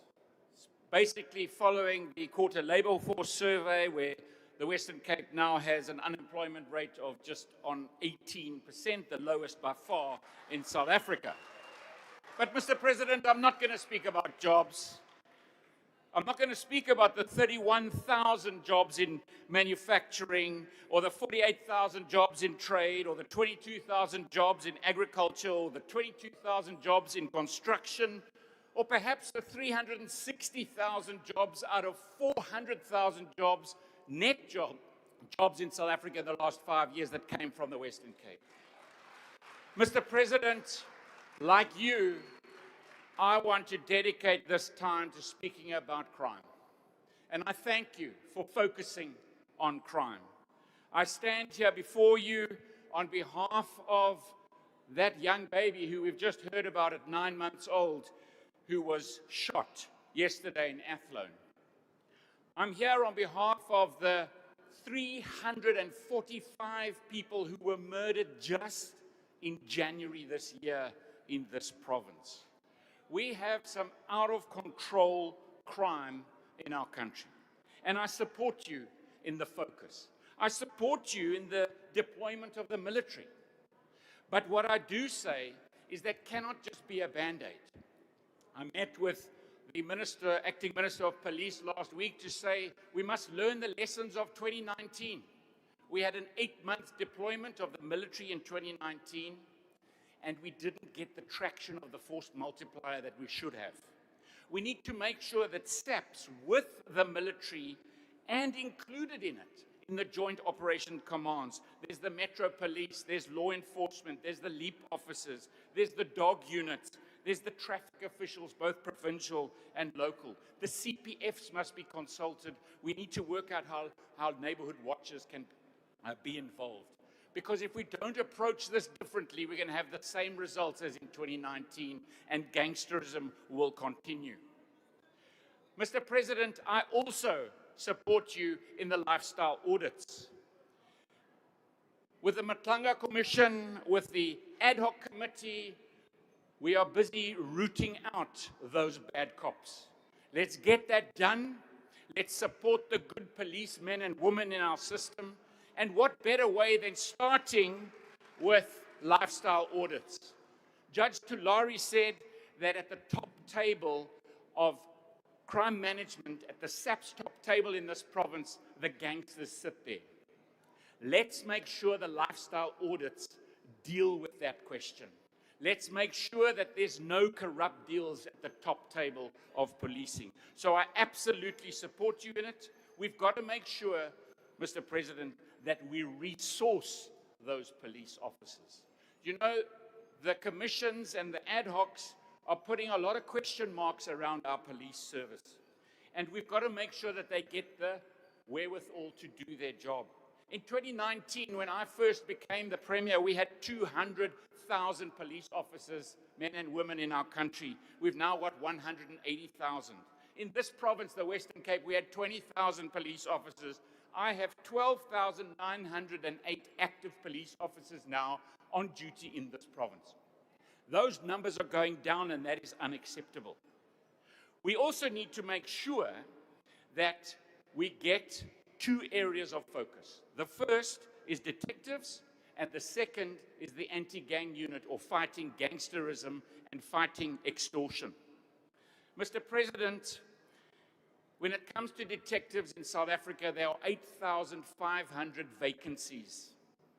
In this province, the Western Cape, there are just under 1,000 vacancies.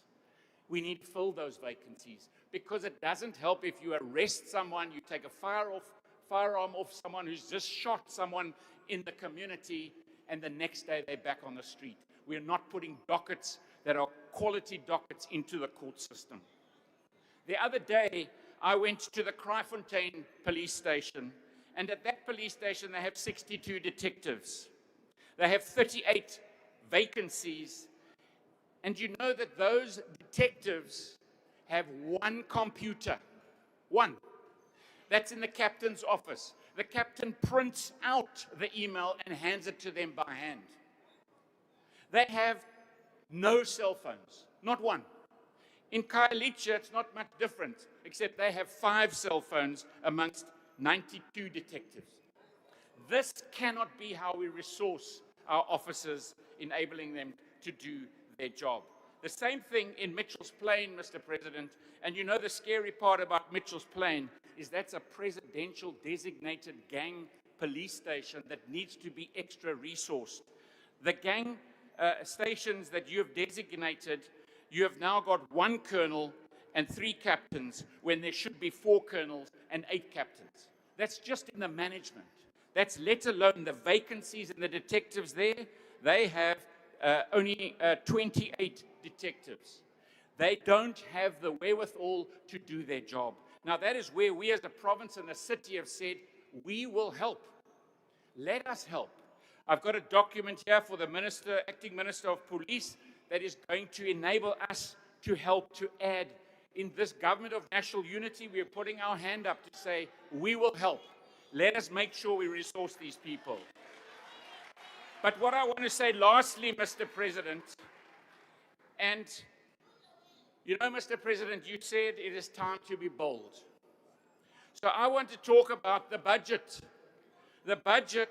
for police. This is Vote 28, page 527 of the budget book. And in that budget, it says that VIP security is 4.264 billion rand. 4.2 billion rand, Mr. President. Do you know how long it takes to count to 4.2 billion? 133 years. But at the same time, you can't find a line item for the anti-gang. Together, that's 130 million rand as opposed to 4.2 billion rand. Here's a bold choice, Mr. President. Why don't you swap the two budgets around? Give the budget that protects the politicians to protecting the people. And give the budget that you allocate to fighting gangs and extortion, give that budget to VIP security. That would be a bold move. Let's protect the people. Let's not protect the politicians. I thank you. Thank you, Honorable Premier. Kwathula tu uthethile ubhasi. Order, honorable members. Order. The next speaker is the Honorable Ndlela.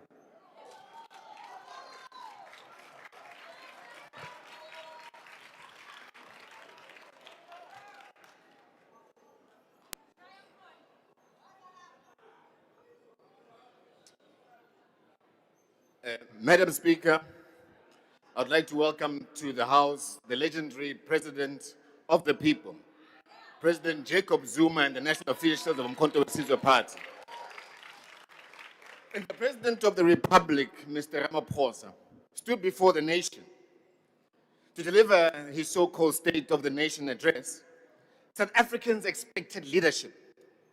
What we received instead was a tired recital of neoliberal cliches, an empty hymn to markets, rating agencies for global approval.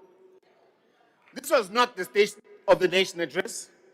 This was the state of the neoliberal agenda. Mr. President, you spoke of progress while the country burns with unemployment. You spoke of reform while poverty tightens its grip. You spoke of renewal while inequality has become a permanent scar on the face of our people. The people are not fooled. Let us begin with the foundation of democracy itself. The 2024 elections were deeply contested. And millions of South Africans, of course, believe Umkhonto weSizwe was robbed of this election. They were robbed of their rightful mandate. We will not be gaslit. We will not be silenced. The will of the people is sacred, and no administrative manipulation or institutional bias of the elite pact will bury the truth. The fact is, the elections were rigged. And then came this so-called GNU. Remember, we referred to, by the way, the ANC of Ramaphosa. We should call this the GNU of you. A coalition not of conscience, but of convenience. A grand boardroom merger of political elites to just the privileged. A cult of white monopoly capital. A celebration of Roman Dutch law, legal orthodoxy, while African majority remain landless. Can you resume your seat, please? There's a point of order there. Can you take your seat? Mr. Ndlela? These are the kind of discussions that they have when they're having meetings. That's why this country is the way. Order, Chair. Chair. Point of order.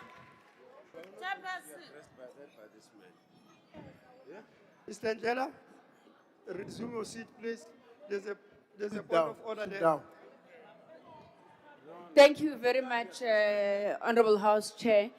Mr. Ndlela is misleading the House. He has come here and told us that it is a fact that the elections was rigged. They tried, they failed, the elections were free and fair. He must withdraw that statement. Honorable Member, that's a point of discussion. I think your members can be able to rebut that. Over to you, Mr.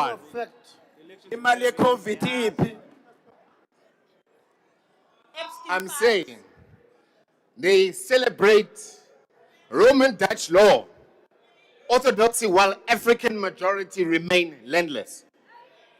You celebrate the Constitution of 30 years, rooted in Roman Dutch law, as if it fell from heaven. But we ask, where is the African soul in it? Where is the restorative justice of the land that was stolen? Where is the living authority of the kings and queens and the chiefs who governed this land long before the borders were drawn? This restoration of traditional leadership is not ceremonial, it is revolutionary. Empowered kings, queens, and amakhosi are custodians of land and identity. There comes structure. Poverty has become inheritance of the black child. Comes structure. Poverty has become inheritance of the black child.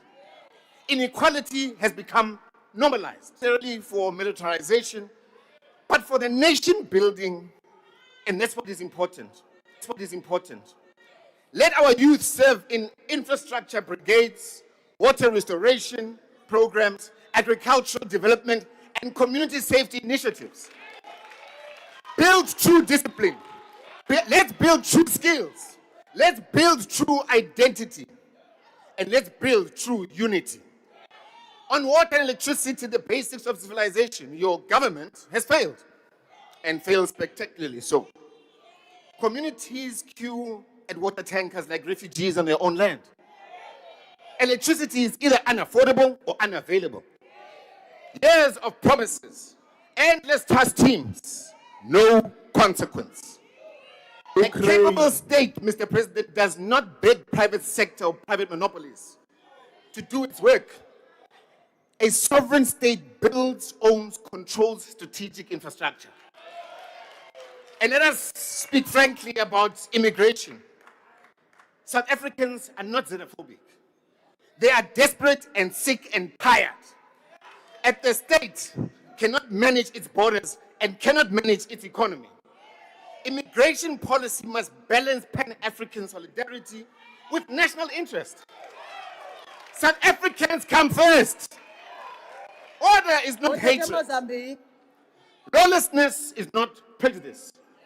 Mr. President, you, by the way, remain stuck in the past when it comes to foreign policy.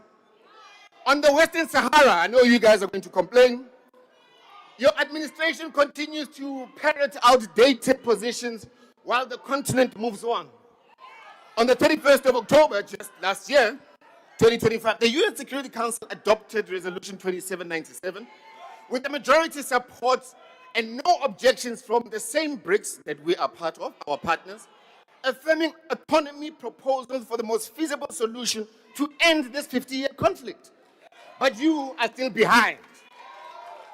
Guided by President Zuma's engagement, by the way, in 2017, when he was in your seat doing a far better job than you, he met His Majesty Mohammed, and the MK party has supported the autonomy proposal as a practical solution that preserves African unity and presents the further balkanization based on colonial borders. Peace talks commenced in Madrid just last week, 2026, between Morocco, Algeria, Mauritania, and the Polisario Front.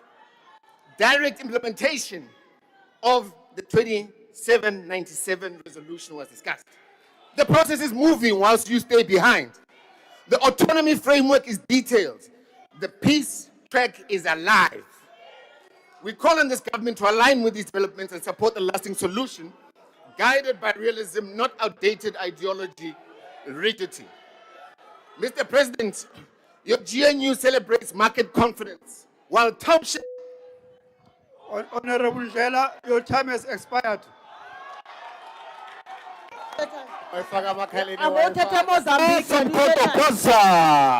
Why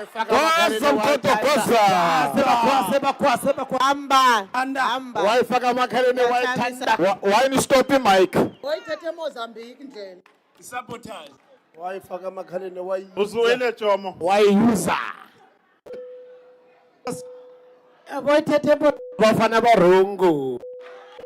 The next member on the podium is Honorable Basson for your next 1 minute.